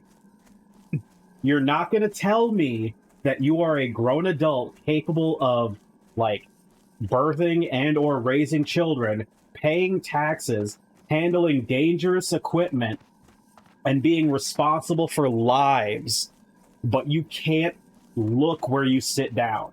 There is no chance you're going to expect me to believe that at all.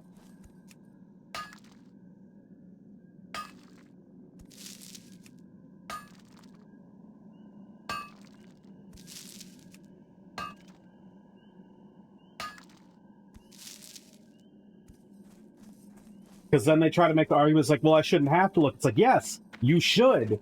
Because what if there's something else just on the seat? Ever. What if it's like, what if you're in a, like, do you not look when you're in a public bathroom? Huh? Do you just sit blindly in public bathrooms? No. So why would you not have just the same mentality?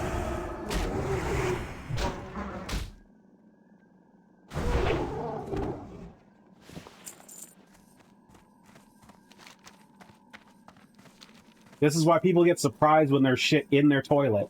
Not literal shit, I mean sometimes, but like, when they like, you know those fucking, you know those stories you hear about people finding like snakes or spiders or bugs or something in their toilet? Like, that happens because people don't look before they sit down.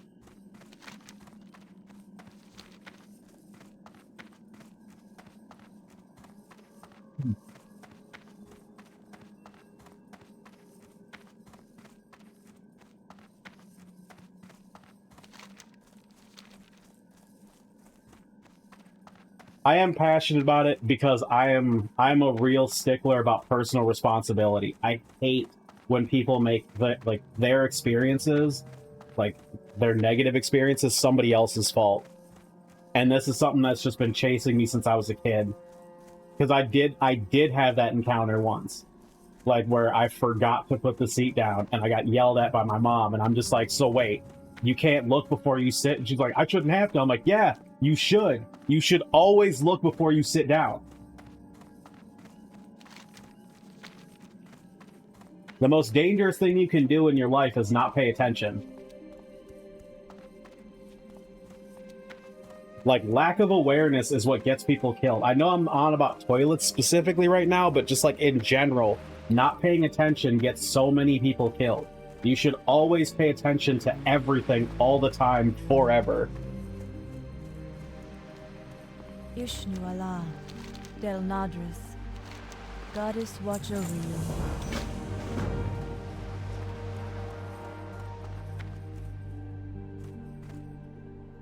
I'm traumatized by so many different things.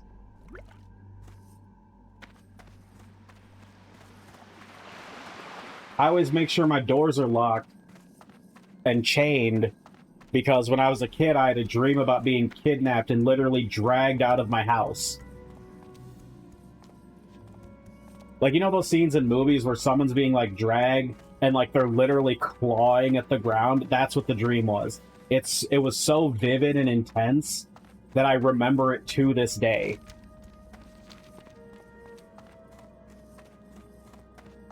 And because of that, my doors are always locked.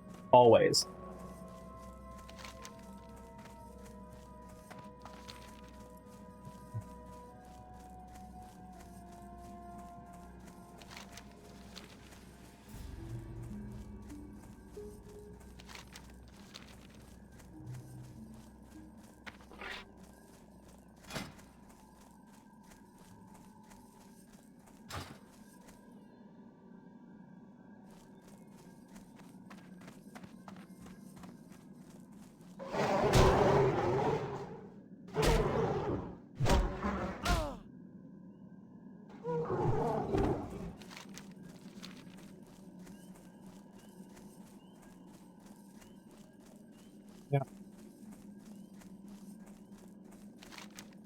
That was a fun tangent.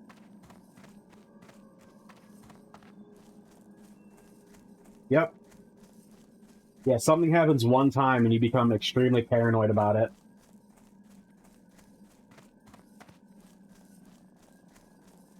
Especially when it's something like theft. Like burglary or like home invasion or whatever. Anytime your space gets violated. A little bit. I feel a little bit better.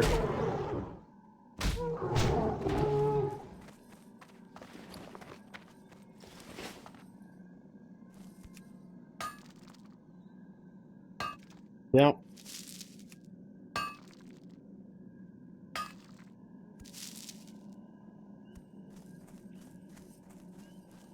Yeah, that's like, that is like my me against the world take, because I'm astonished by how many people have the exact opposite take. I'm just like, there's no way. I was like, there's no way. I was like, there's no way that this is the prevailing thought.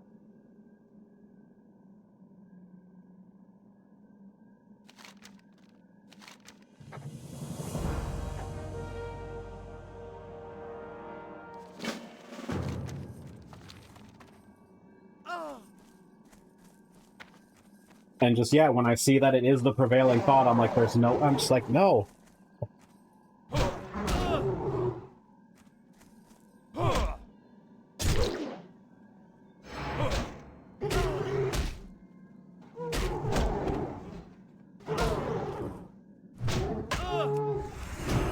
Right, yeah, like, if it happened to me, I'd also be bothered, but I'd totally understand that it was entirely my fault that it happened.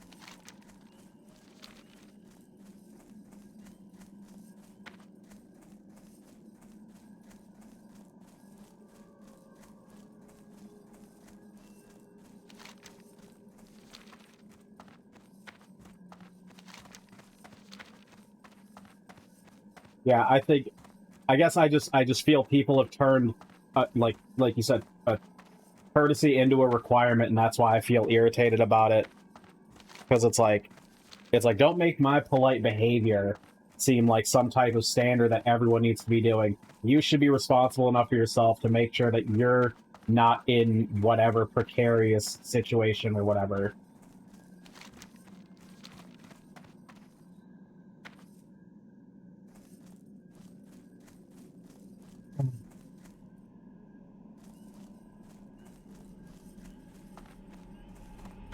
Because anytime someone's told me they fell in a toilet, the only thing I ever did was laugh. I laughed so hard each time. I was like, yep, that's what you get.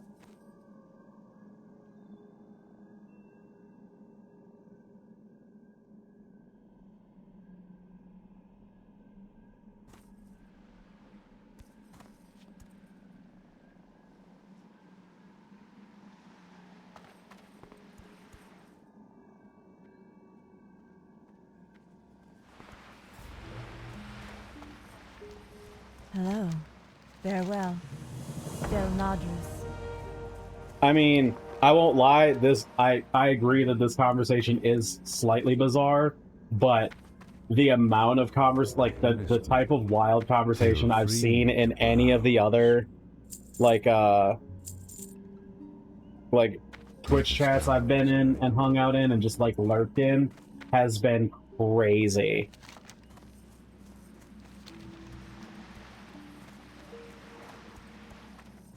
Like, I've always thought I was unhinged, but man, when, like, yeah, there's some, like, because, like, there's a lot of things I'm careful about saying or, like, doing, and then I see people in, like, you know, in other channels just going nuts, and I'm like, no judgment, no judgment. I'm glad they're all having a great time. I'm just like, holy shit, I didn't know.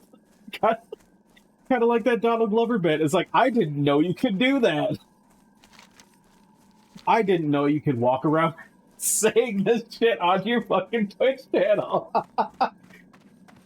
I'm like, I'm glad they're having a great time. I am. I enjoy seeing other people enjoy life. But I will say, holy shit, some of the things that are said.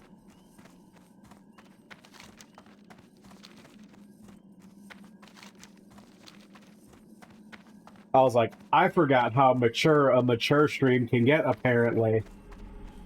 Because again, when I think mature, I just really think swearing, you know? Like that's where my brain defaults to. It's like, oh yeah, they just, you know, they say, you know, fuck, shit, damn, whatever a lot. But nah, man, some of these people get on some wild shit, and it is like, it is crazy. I'm like, all right.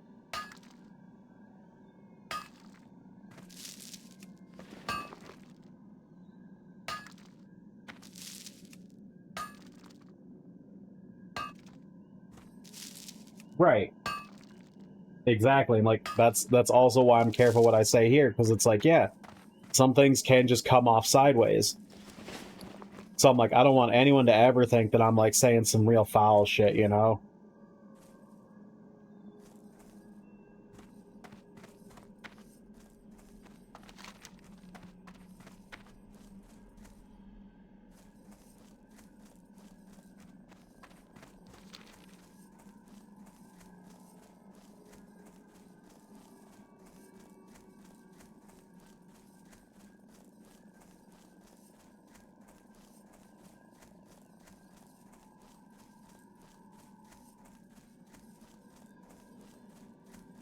Right?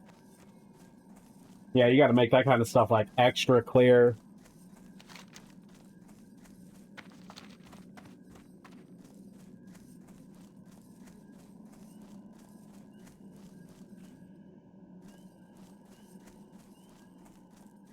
Yeah, like for me personally, I sound really sarcastic in text just because I'm usually like really curt and like to the point, but I'm not trying to do it. I'm not doing it to be rude. Like I just don't have a lot to say.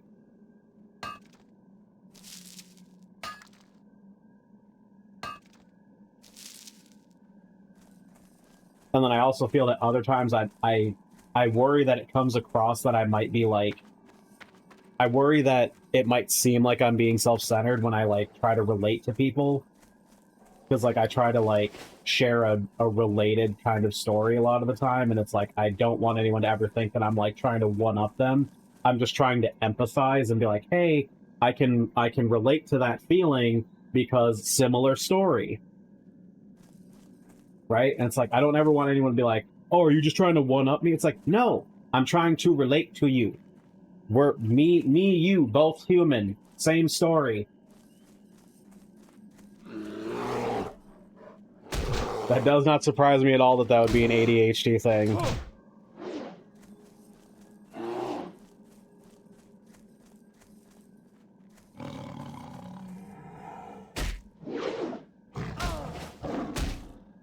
That does not surprise me whatsoever that it would be an ADHD thing.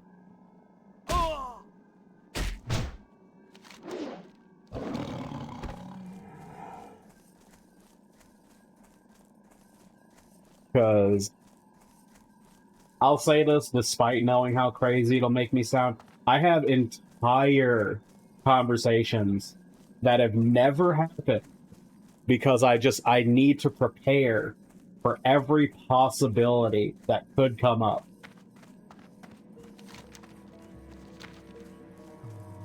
Like the amount of conversations I've had in my head could probably fill a library.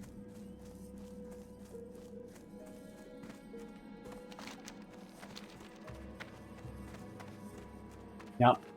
Just because, yeah, it's exactly because I want to be prepared for any type of conversation that could come up.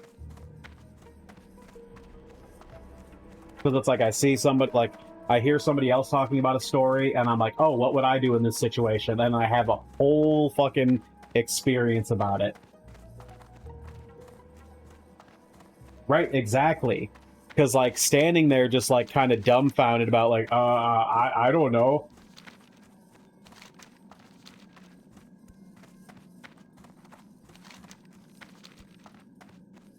Like, I never want to be in that kind of spot where I either don't know what to say or, like, I don't know how to explain what I've said.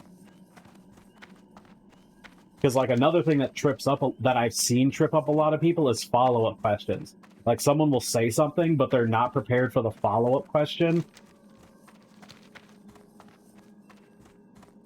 They'll be like, yeah, so like this opinion I have, and then they're like, why do you have that opinion? And they're like, and they just kind of space out.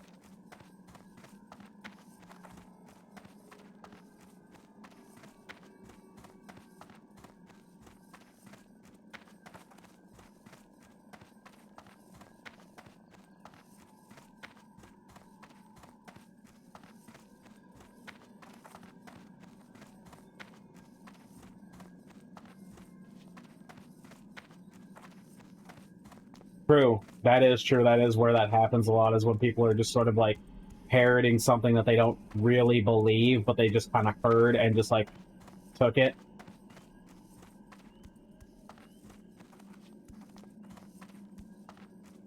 Yeah, I have encountered that as well. I'm like, so you don't really know what you're talking about. You're just saying this thing because you heard it. It's like without even really knowing. I am honored. Goddess, watch over me. Good luck, friend. Peace be with you. Farewell. Good luck, friend.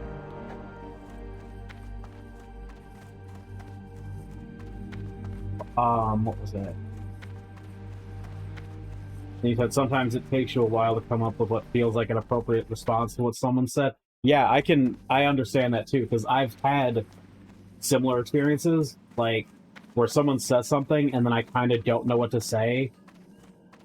And then, like, later on, I'll have, like, because my brain has had time to, like, chew on it, like, hours later, I'll think of, like, what I could have said. And I'm like, oh, I could have totally said that. May the stars guide you. Go in peace. En Nadris. May the stars guide you.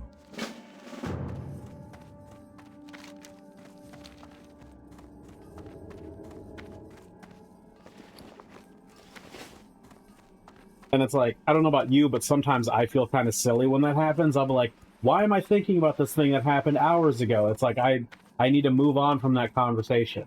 But it's like, it was still just churning in my brain.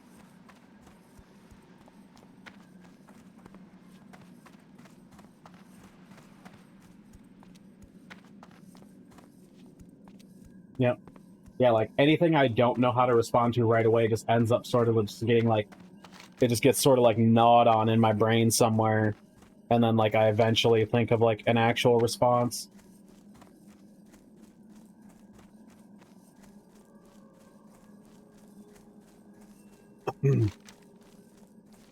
Like, I wish I could let that kind of stuff go, but I'm terrible at letting that kind of stuff go.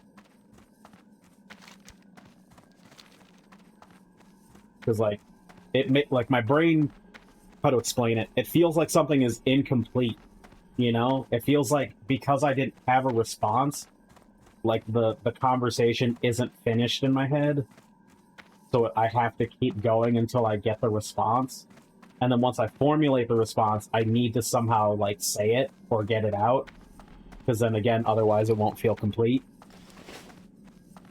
And I'm like, but I recognize how, like, how, you know, odd that kind of thought process is. So I do my best to either leave it to myself, or I just, like, I also talk out loud a lot. Like, I'll think out loud because, like, my brain will have, like, because I've mentioned how, like, I'll have competing thoughts constantly, so, like, talking out loud helps me stay on a singular thought process and not get as distracted. Like, it's not 100%, I'll still get on tangents constantly. Like, I'll start, like, what was it? I was watching, like, a video about, like, Eminem talking about his, like, like, it was, like, an interview where Eminem was talking about his relationship with, like, you know, Dre and how he got started and all that kind of stuff. And then, like, I was, you know, I'd watched it, I was thinking about it, and I was talking to myself out loud about it, and I still caught myself in a massive tangent about something that had little to do with the actual fucking interview. Just because, like, my brain had tripped on that, like, that sticking point.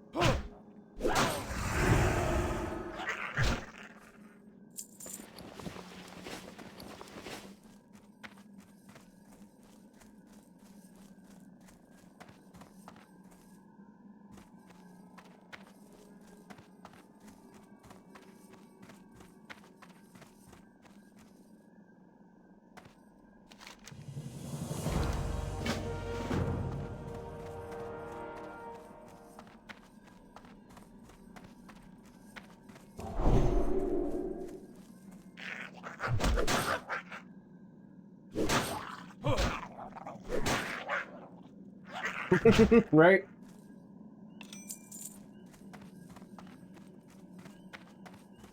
Yep, you're like, this has nothing to do with the original thing that I was thinking about.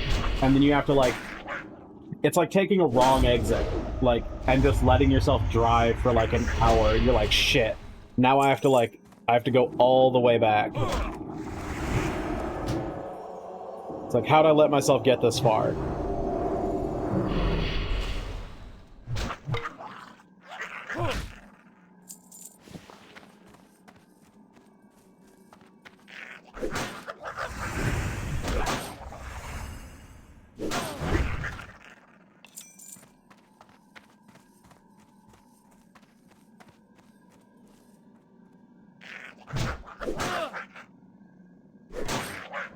And then sometimes you can't stop it.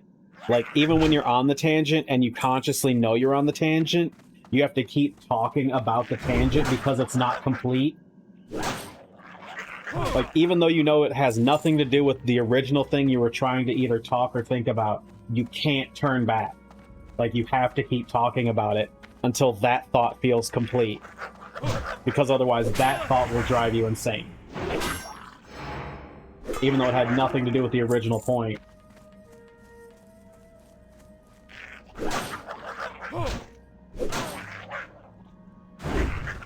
Yep.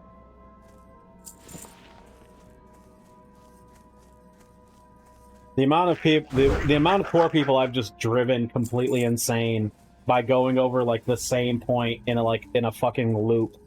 Because, like, it never feels complete in my head.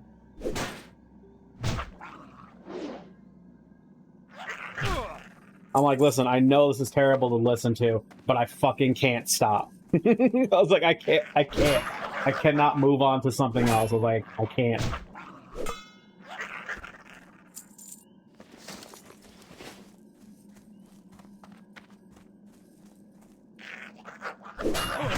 I wouldn't be surprised if it was. I would not be surprised.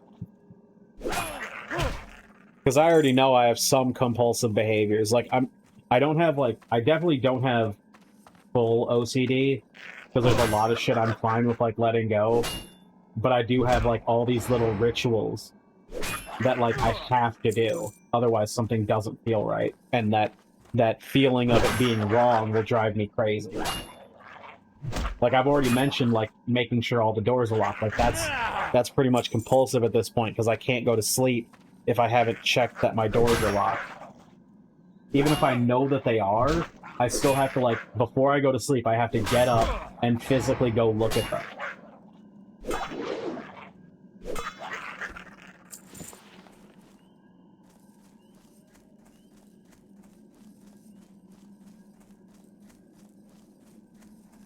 I also have to make sure the burners on the stove are off.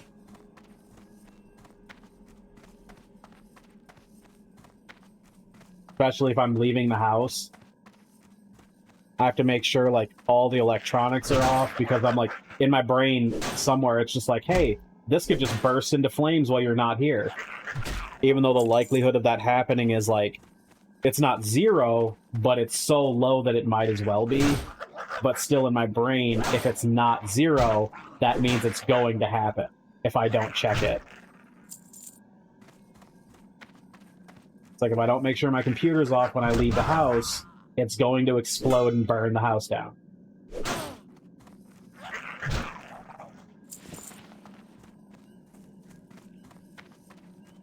like, if I don't make sure the stove's off, even though nothing is on the stove, something's gonna burst into flames.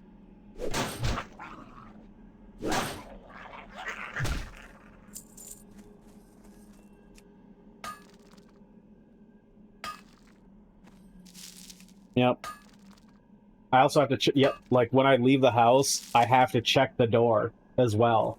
Like I just keep turning the handle over and over and over again. Even though I know the door is locked, I have to keep turning it to make sure that the door is locked when I leave.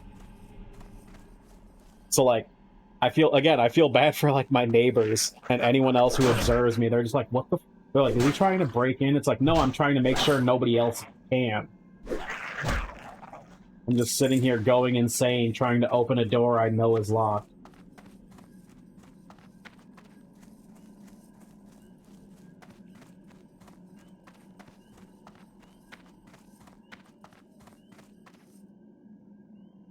That's fair. Like that's a good method to get yourself out of having to check your keys every time.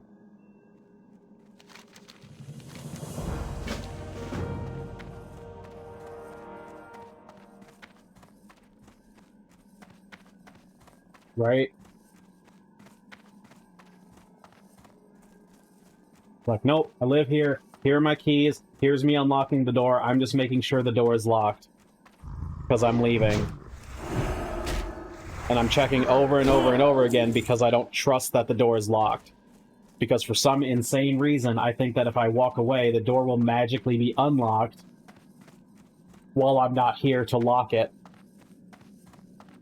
Despite knowing that that thought is completely nonsensical.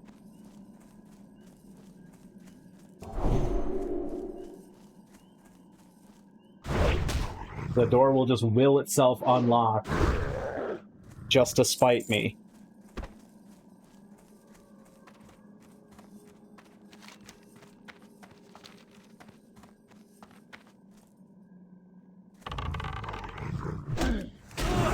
Man, things have really calmed down though on the hardcore servers. Because like, now that it's like been a few weeks, everybody who's seriously playing hardcore is way leveled out of this area. And then like, there isn't really a huge influx of new people. Because like, how many people would really put themselves through this fucking punishment?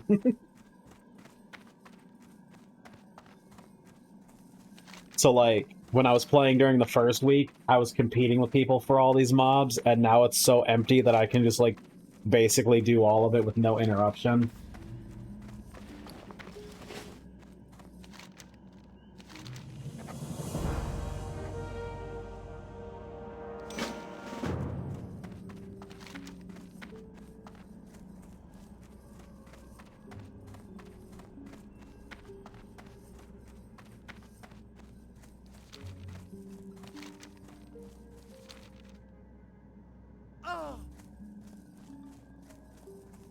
Cause yeah, there's like nobody here. I saw like one person while I was out questing in like this whole time that I've been doing it. Like there were some people over here at the town, but like in general there's like, look, there's a guy.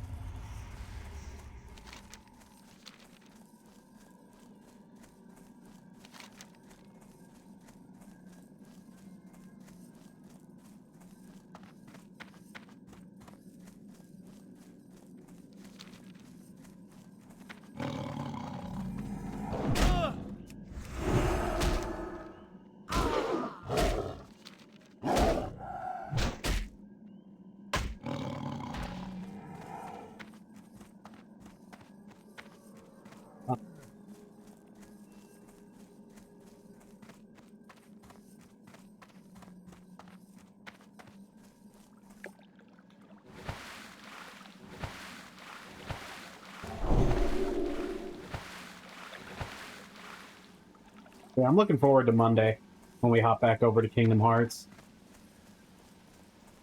Because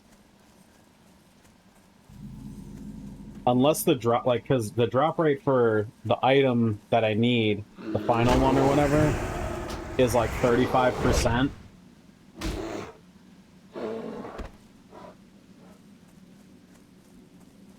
Because it's from the Neo Shadow, if you remember those things.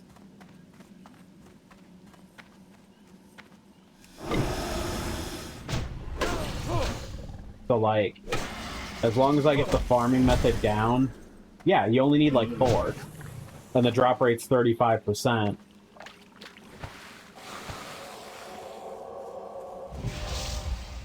So, like, it shouldn't take that long. As long as I get, like, the, because you have to, like, it's a whole, like, encounter. Because I think you have to kill, like, 7 in total. Yeah, it's definitely better odds than the Mystery Go. You have to kill 7 in the encounter before you get the, because killing the 7th is what potentially drops it. Because it's like, after you kill 6 of them, the final one will try to, like, summon more, and if it succeeds in summoning more, then you have to start over.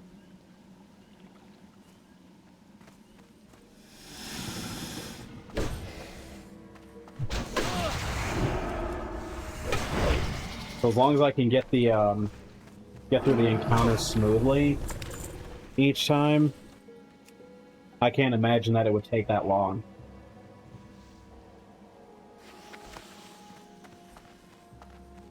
So once we got those 4, because I think they're called Stormy Crystals is what it drops. Once we got those 4 Stormy Crystals, bam, we got the Ultima weapon, and then we'll be able to, like, do the secret bosses and finish the game.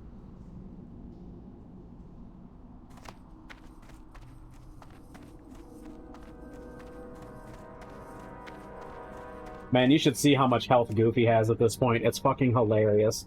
Like, his health bar extends past Donald's. It is so silly looking.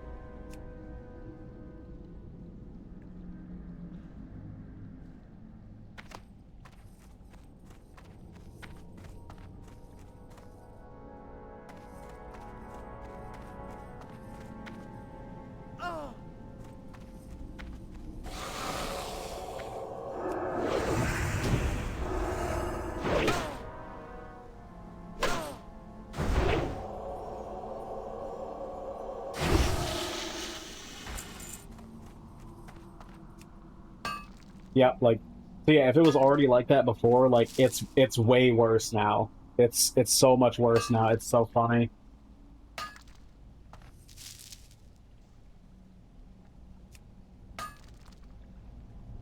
Do you remember what the name was?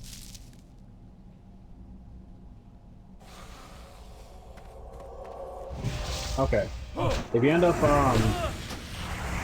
seeing the ad again, or like remember what it's called, let me know, because yeah, I'd love to see it. Because the next one I was intending to play was Lords of the Fallen.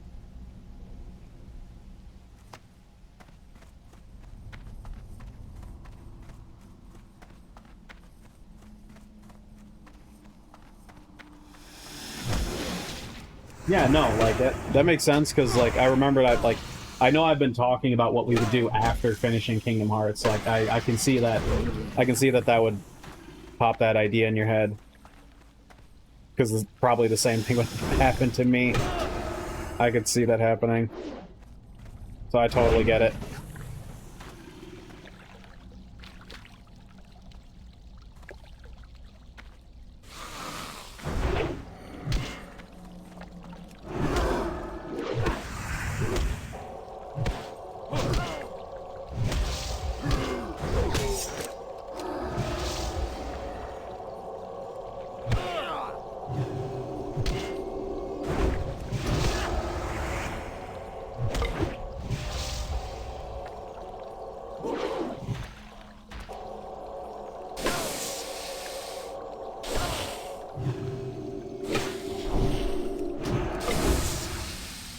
I wish this Blessing of Might lasted longer than 5 minutes, because 5 minutes goes by so fast.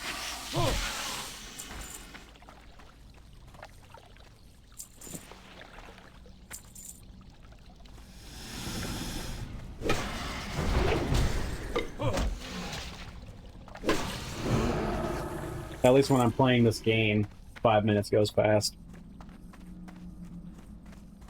I'm out of range.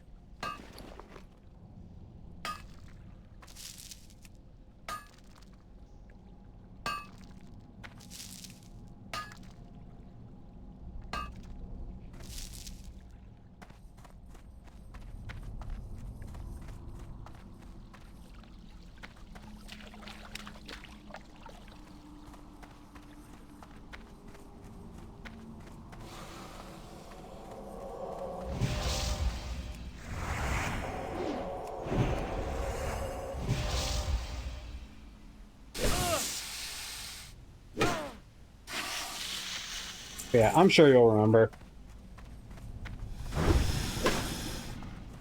You'll just be absentmindedly doing something else, and then it'll just like randomly pop in your brain, because that's definitely how shit happens to me.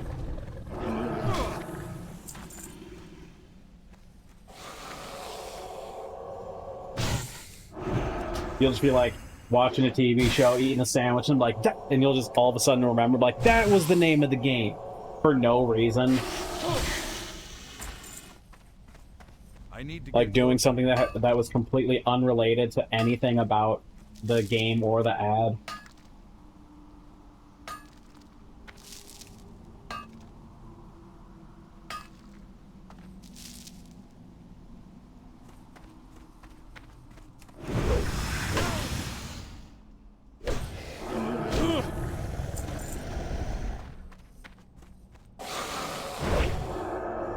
Okay.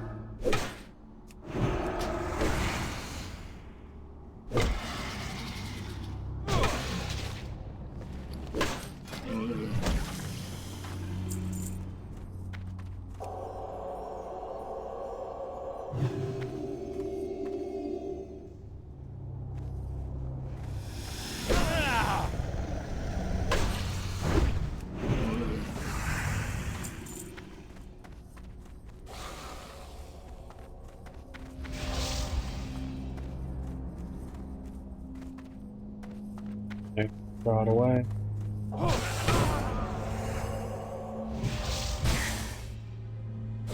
You're good.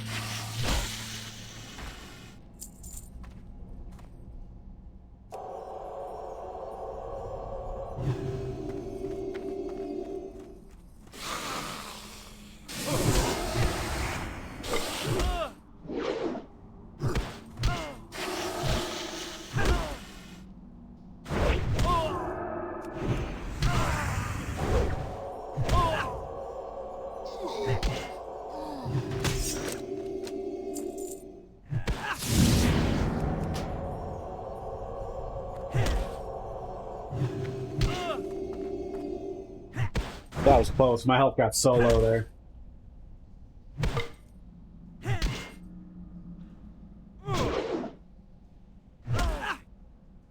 There's no way that's the game, because isn't that the frickin' Colonel Sanders love sim? Like dating sim or whatever? I can't carry anymore.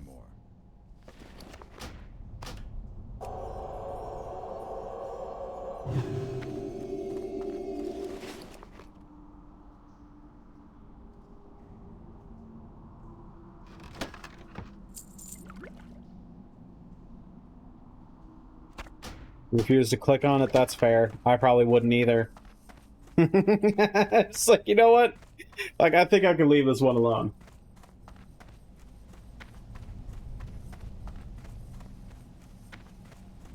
I mean, probably.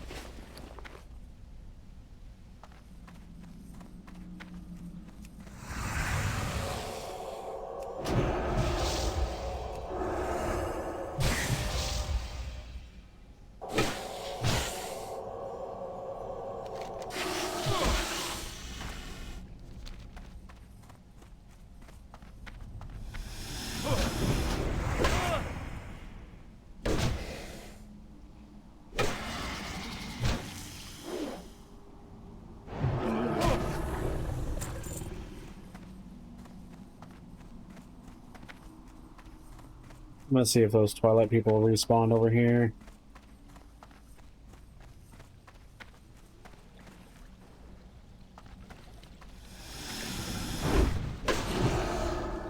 I hate quests that are drop items, like quests that you only trigger from like an item that drops off of something that isn't 100% drop. It's like, come on, bro.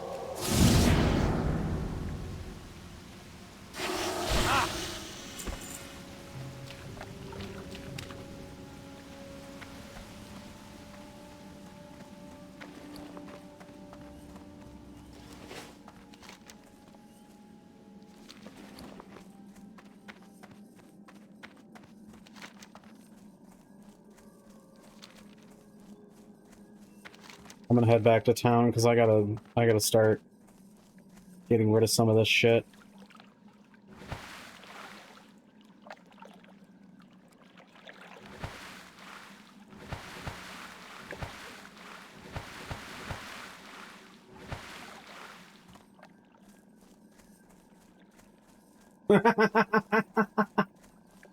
That is so, like, I find that so messed up that people can apply tags to something that isn't, like, appropriate to it.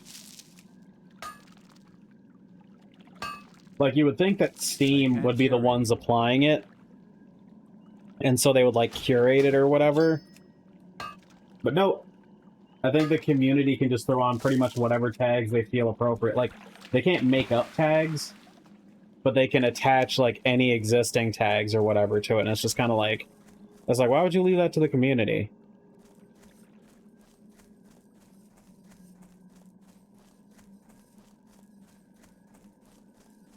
Like, right, explain to me how a Colonel Sanders dating sim is in any way like Souls, like fucking Dark Souls. Explain to me how that is like it.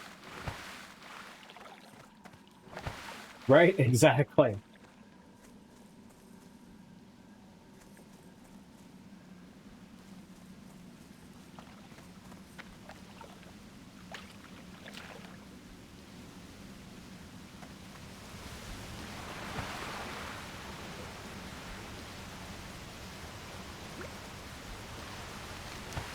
Like, yep, please explain that one to me. How these are in any way related. It's like, because I feel like the developers of Dark Souls would not claim that any of these types of games are in any way related to their games. Like, oh yeah, this Colonel Sanders dating sim or any of these other extremely adult games, they're totally like playing our game, Dark Souls. where, you know, you're fighting for your life every fucking second with weapons.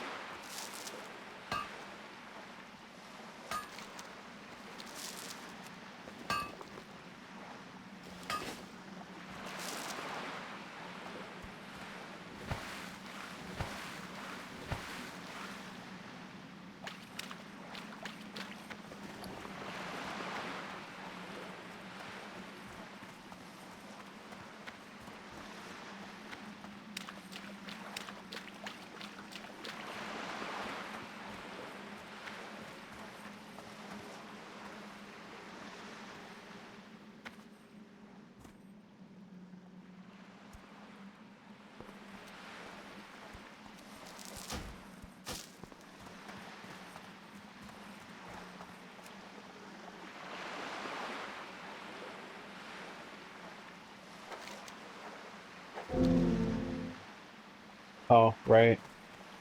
Quest log. I always forget about that. I always forget about that your quest log has a maximum capacity because, like, normally I wouldn't be like I almost rarely ever hit max number of quests. The only reason I have is because I've got quests for up here, and then I've got quests for over here, and I've got quests for over here. Because instead of just deleting all the quests for the zones I'm not in, I'm like, maybe I'll just hold on to them. Because I'm a little bit of a hoarder. I don't know why. I, for some reason, feel bad about deleting the quests, so I rarely ever delete them, even though I know I can just pick them up again. I don't know why. It's a weird thing that my brain does.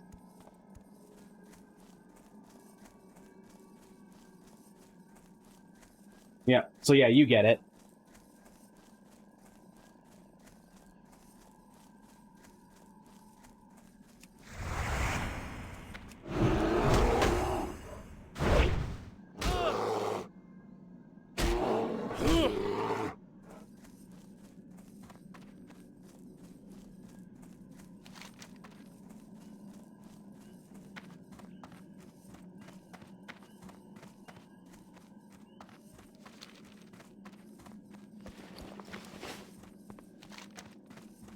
So yeah, I'm gonna head back to the town, turn these quests in, and then I think that's probably where we'll call it a night, just because it's that time. So I gotta wrap up so I can get rest from my day job.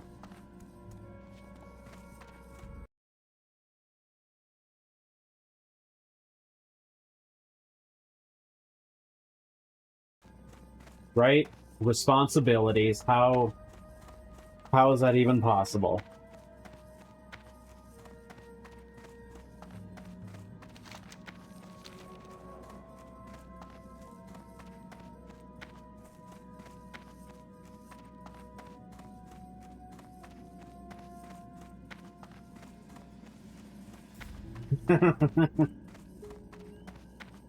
Well, I'm both sorry and not sorry for reminding you.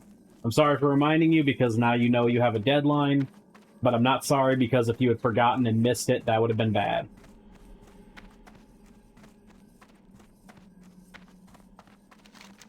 So I'm like 15% sorry, which is a lot for me. Usually I'm like negative 300% sorry.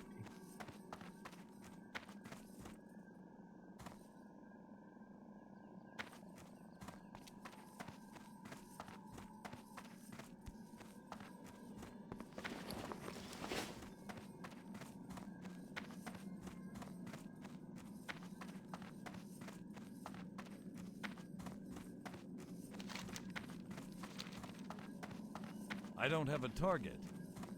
Yeah, nobody's ever sure with me.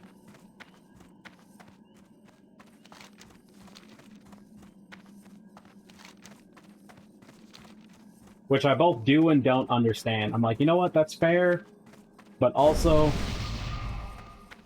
come on. It's like, it's not that complicated. Listen, it's just like having 40 different conversations at the same time and being unable to tell how many are true or not, or how many are even real. How many people you're talking to actually exist?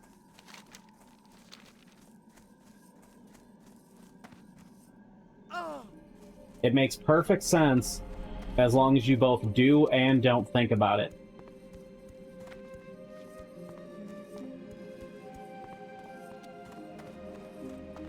Why not both? Why choose? Why not just have it be both?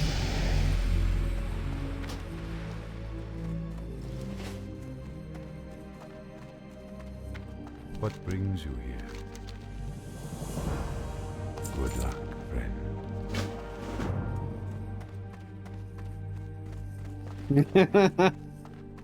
Greetings.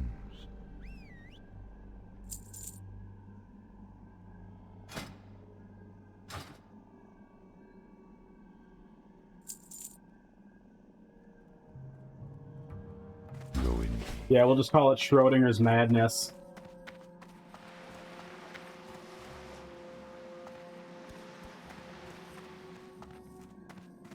Jumple.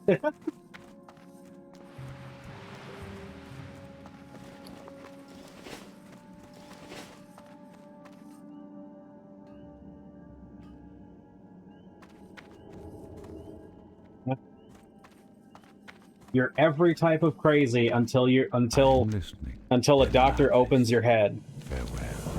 Good luck, friend.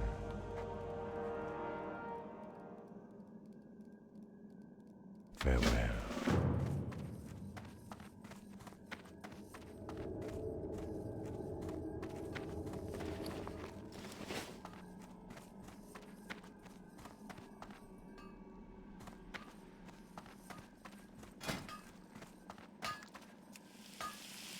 Let me smelt all this stuff. True.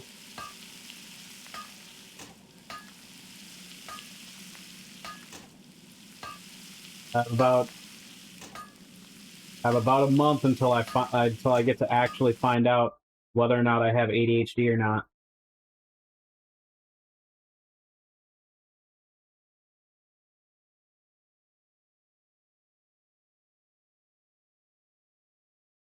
So that'll be interesting.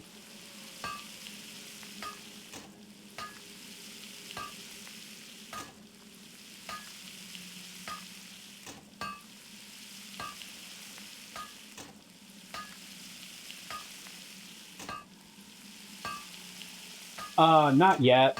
I'm still waiting to hear back from my job about, like, whether, like, me getting kicked off of my previous insurance qualifies for me to, like, to be able to enroll. Like, if it's, like, considered a life-changing event that lets me enroll despite having missed the enrollment period. And if I don't, then I probably just have to, like, bite the bullet and just pick an insurance plan that I can start.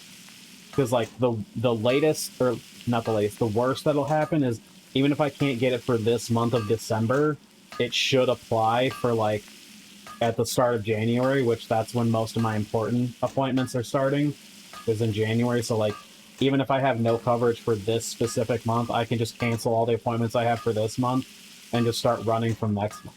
So, like, so once I hear back from, like, from my job about that whole situation, then I'll know.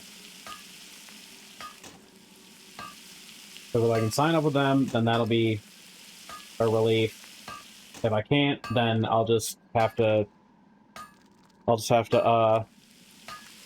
you know, go with my other plan. Because, like, I've already been using the tool, the comparison shopping tool thingy for insurance, and I've got some, like, I'm pretty sure lined up.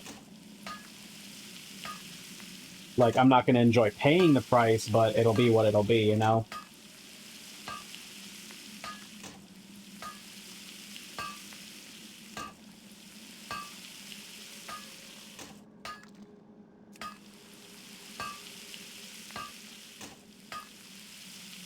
So my hope is that within, like, the next week, I'll have it sorted.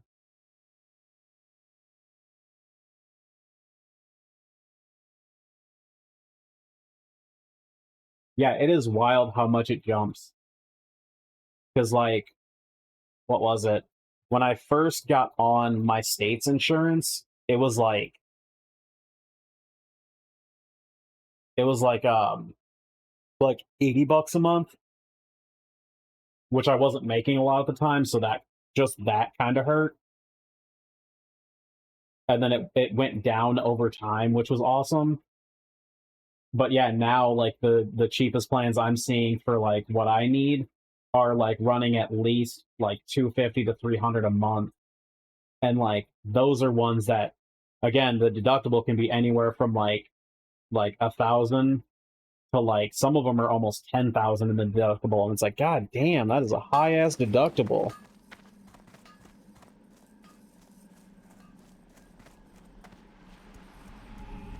And yeah, you're right. Like getting it through my job would be the easiest route. So like I'm like fingers crossed it does work out that way, because it would make my life a lot easier. Like I said, the only reason what was it? The only reason I hadn't was because I wasn't sure if like I'd be able to keep all my providers that I have right now. Because I don't know, like I haven't really super looked into like the company's insurance and like who's in their network and all that kind of stuff. So I was like, if I can just keep the insurance I have, then I don't have to worry about losing my doctor. So that's why I tried to stick with it. But since I did that, I've kind of shot myself in the foot.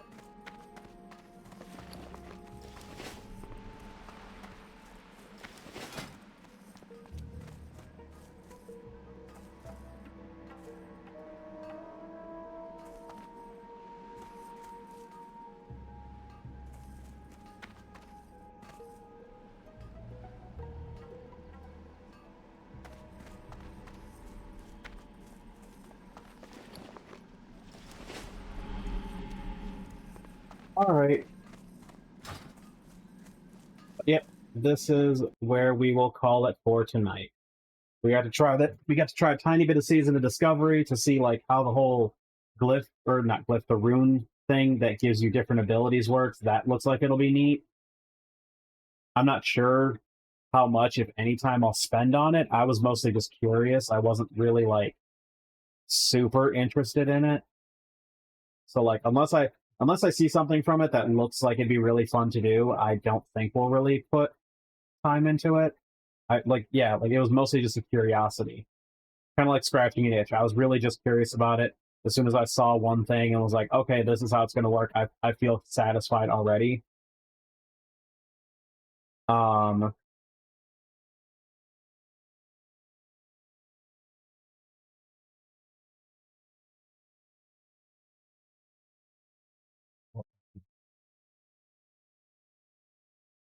yeah, we'll probably just keep doing hardcore until like I die, and then we'll probably just like fully switch back to Apex.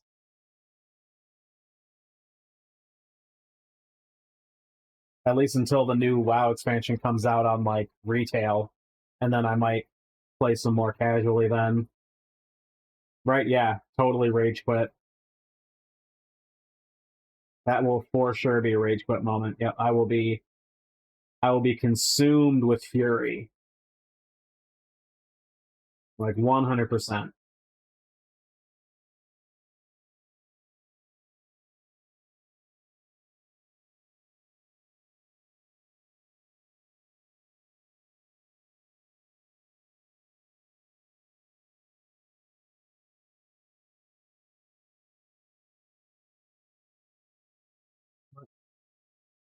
Yeah.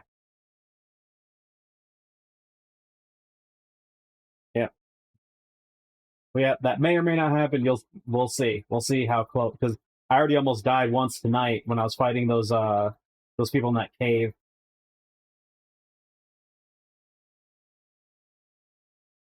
So we'll see. Because I feel like trying to get from 20 to 30 is going to be like difficult for me. Because the stuff's starting to really cluster up. Like where you're pulling like, 2 to 3 enemies at once, and it's like, damn. And they're sitting in like camps of like 6 and whatnot, and it's like, god damn.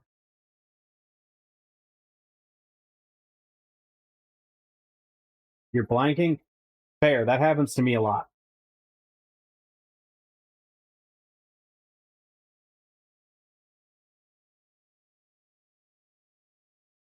I think I've mentioned this before, where I'll be like going to do something and then it'll completely disappear from my brain and I'll just be standing there like, what was I doing?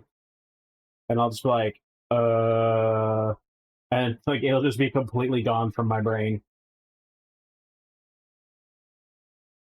Like, I have no idea.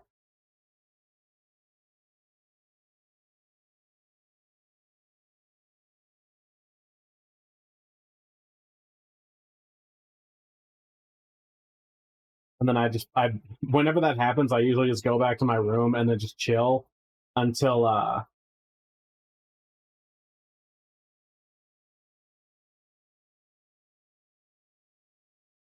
remember.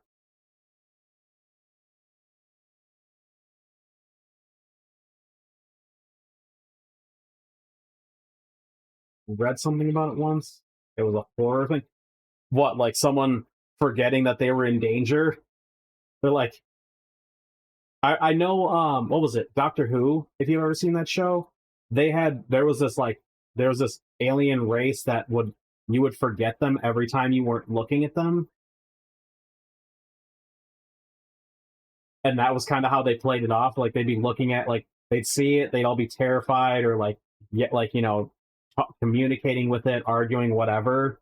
And then they'd like look away and they'd be like, wait, what were we just doing? And they really play up the horror factor with it. So it was really neat.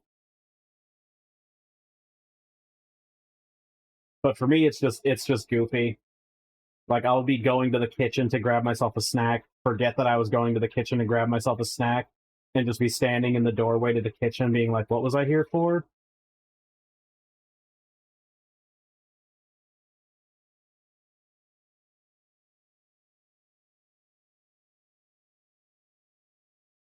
Creature that feeds on your thoughts, lurking in the room when you walk in and forget what you were doing. Okay, see, I could see that being scary because like it depends on what happens. Like if you don't suffer any ill effects of like forgetting and it's just like oh, I forgot and then I remembered later. But if it's like slowly devouring your brain, that would be the horror, because you can't even tell that you're having your like brain devoured because you just keep forgetting.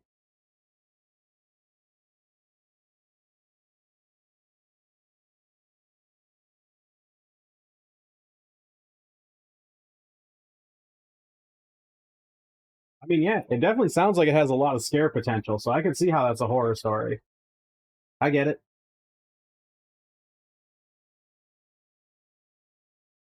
This fucking screensaver as UI that I'm using where he's just fucking dancing.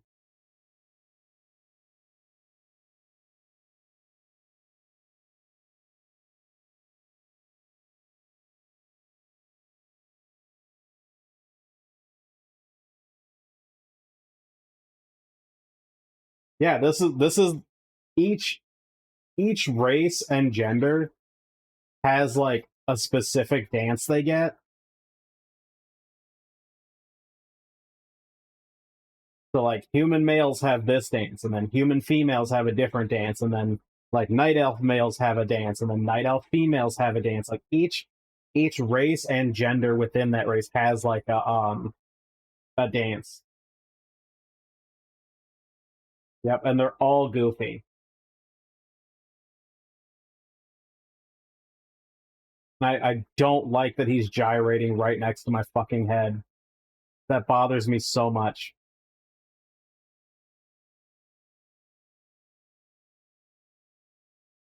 Like, he needs to get the fuck out of here. I have to get rid of this. Like, no. You gotta get the fuck out of here, bro. Yep. Like, you are not gonna be fucking gyrating your goddamn pelvis right next to my face.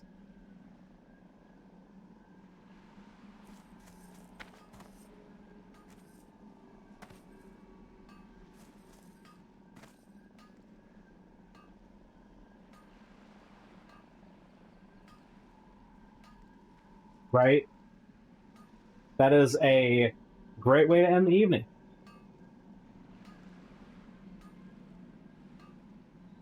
Yep, I hope you enjoy the laughs. It was great. It was a ridiculous moment.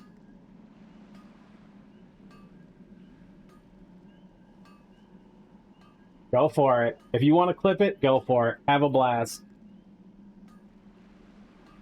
Anything you think is funny, go for it.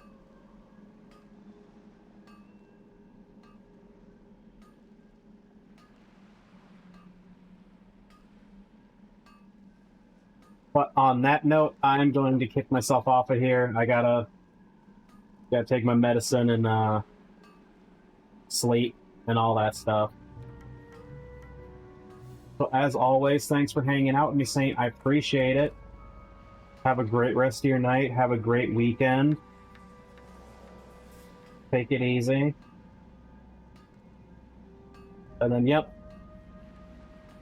When I'm back on Monday, I will be tackling the rest of the items I need for the Ultima weapon, and then secret bosses, and then finishing Kingdom Hearts. I'm not sure if I don't know how long the secret bosses will take, so I'm not sure if we'll knock it all out in Monday, but I will try to get as much done as I possibly can. Depending on how much I get shit-kicked by the secret bosses, because I can only guess that even after getting up to like level 80 or higher, it's not going to be that much easier. It is probably still going to hurt like all hell. Probably still get one shot by Sephiroth and shit.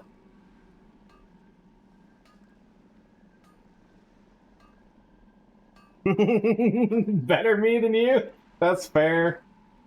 Yeah, because, hey, if seeing me, like, try, fail, and then, fingers crossed, potentially succeed, saves you from any stress or fucking suffering, go for it. Or brings any type of entertainment as well, then that's perfectly fine. That is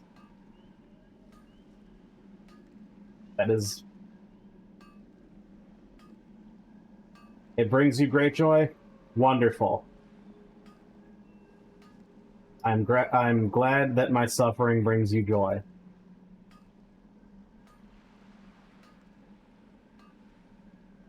Mm-hmm. Yeah. Yeah, it definitely isn't the suffering. Nope, not at all. It's not the slow descent into madness from getting just absolutely obliterated by a man with a fucking 30-foot sword and one wing and hair down to his fucking ankles and no shirt but a jacket. Like a long-ass, like, trench coat, but no fucking shirt.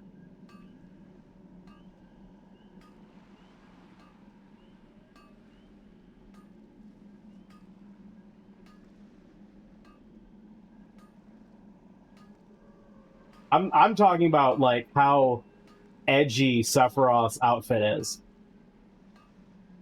Like, he's got an absolutely massive sword, only one wing, because one wing is cooler than two, insanely long hair, and then yes, like a fucking super long jacket, but no shirt, because that's the edgy way to do it.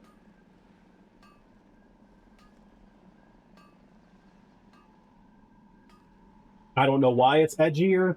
It just seems colder, but apparently it is. That's how that works. You just wear a heavy-ass coat.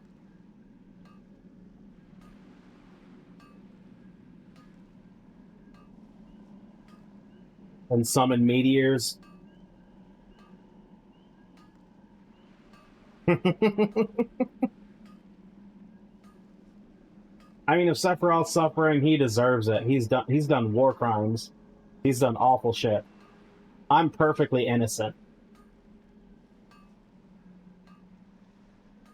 I've never done a thing wrong that the cops can prove.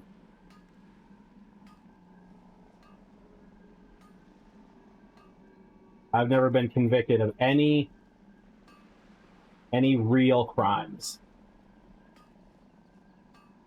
Get the fuck out of here. Nope. You're not dancing next to my head again. Nope. Hey, qualifiers are good. People don't use qualifiers enough. I'm gonna say that. That's another hill I'm gonna die on, is that people don't use qualifiers enough.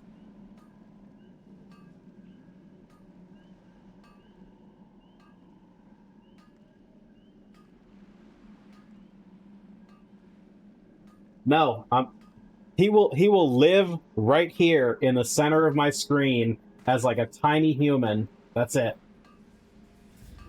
He will live on the center of my screen as a tiny human. He will not live as a giant gyrating fucking goofball next to my fucking face.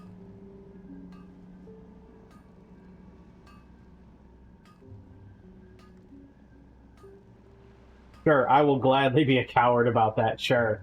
The terror, the absolutely bone-chilling fear of a fucking giant gyrating paladin. Yep.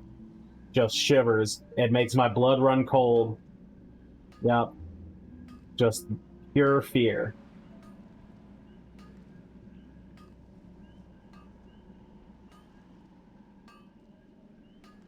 Yeah. Yeah, I bet. Yep. Yep, I'm not surprised you can hear the absolute terror in my voice. I'm surprised you can't hear my teeth chattering as well. Yep. I'm just stuck here in just the grips of just absolute fear.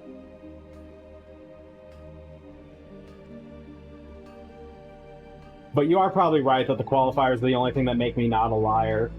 Because I don't know if speeding tickets count as crime.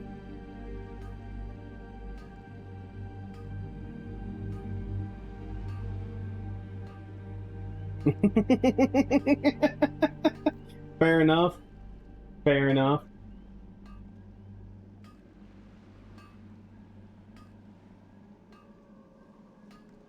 Because that's the only thing they got me on paper is a couple speeding tickets. That's the only thing they got on me on paper. So I don't know if those count as crimes, per se.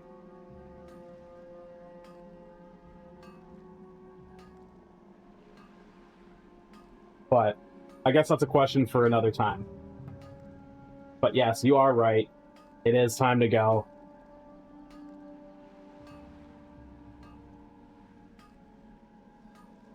Can ponder these questions over the weekend and forget about them.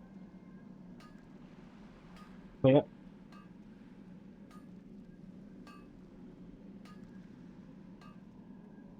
All right.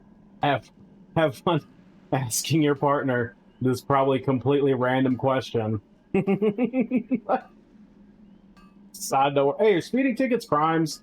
I'm like, let me think. All right. Yep. It's time to get out of here. Time to get out of here. Time to get out of here. Because otherwise, I'll end up staying up here for fucking ever.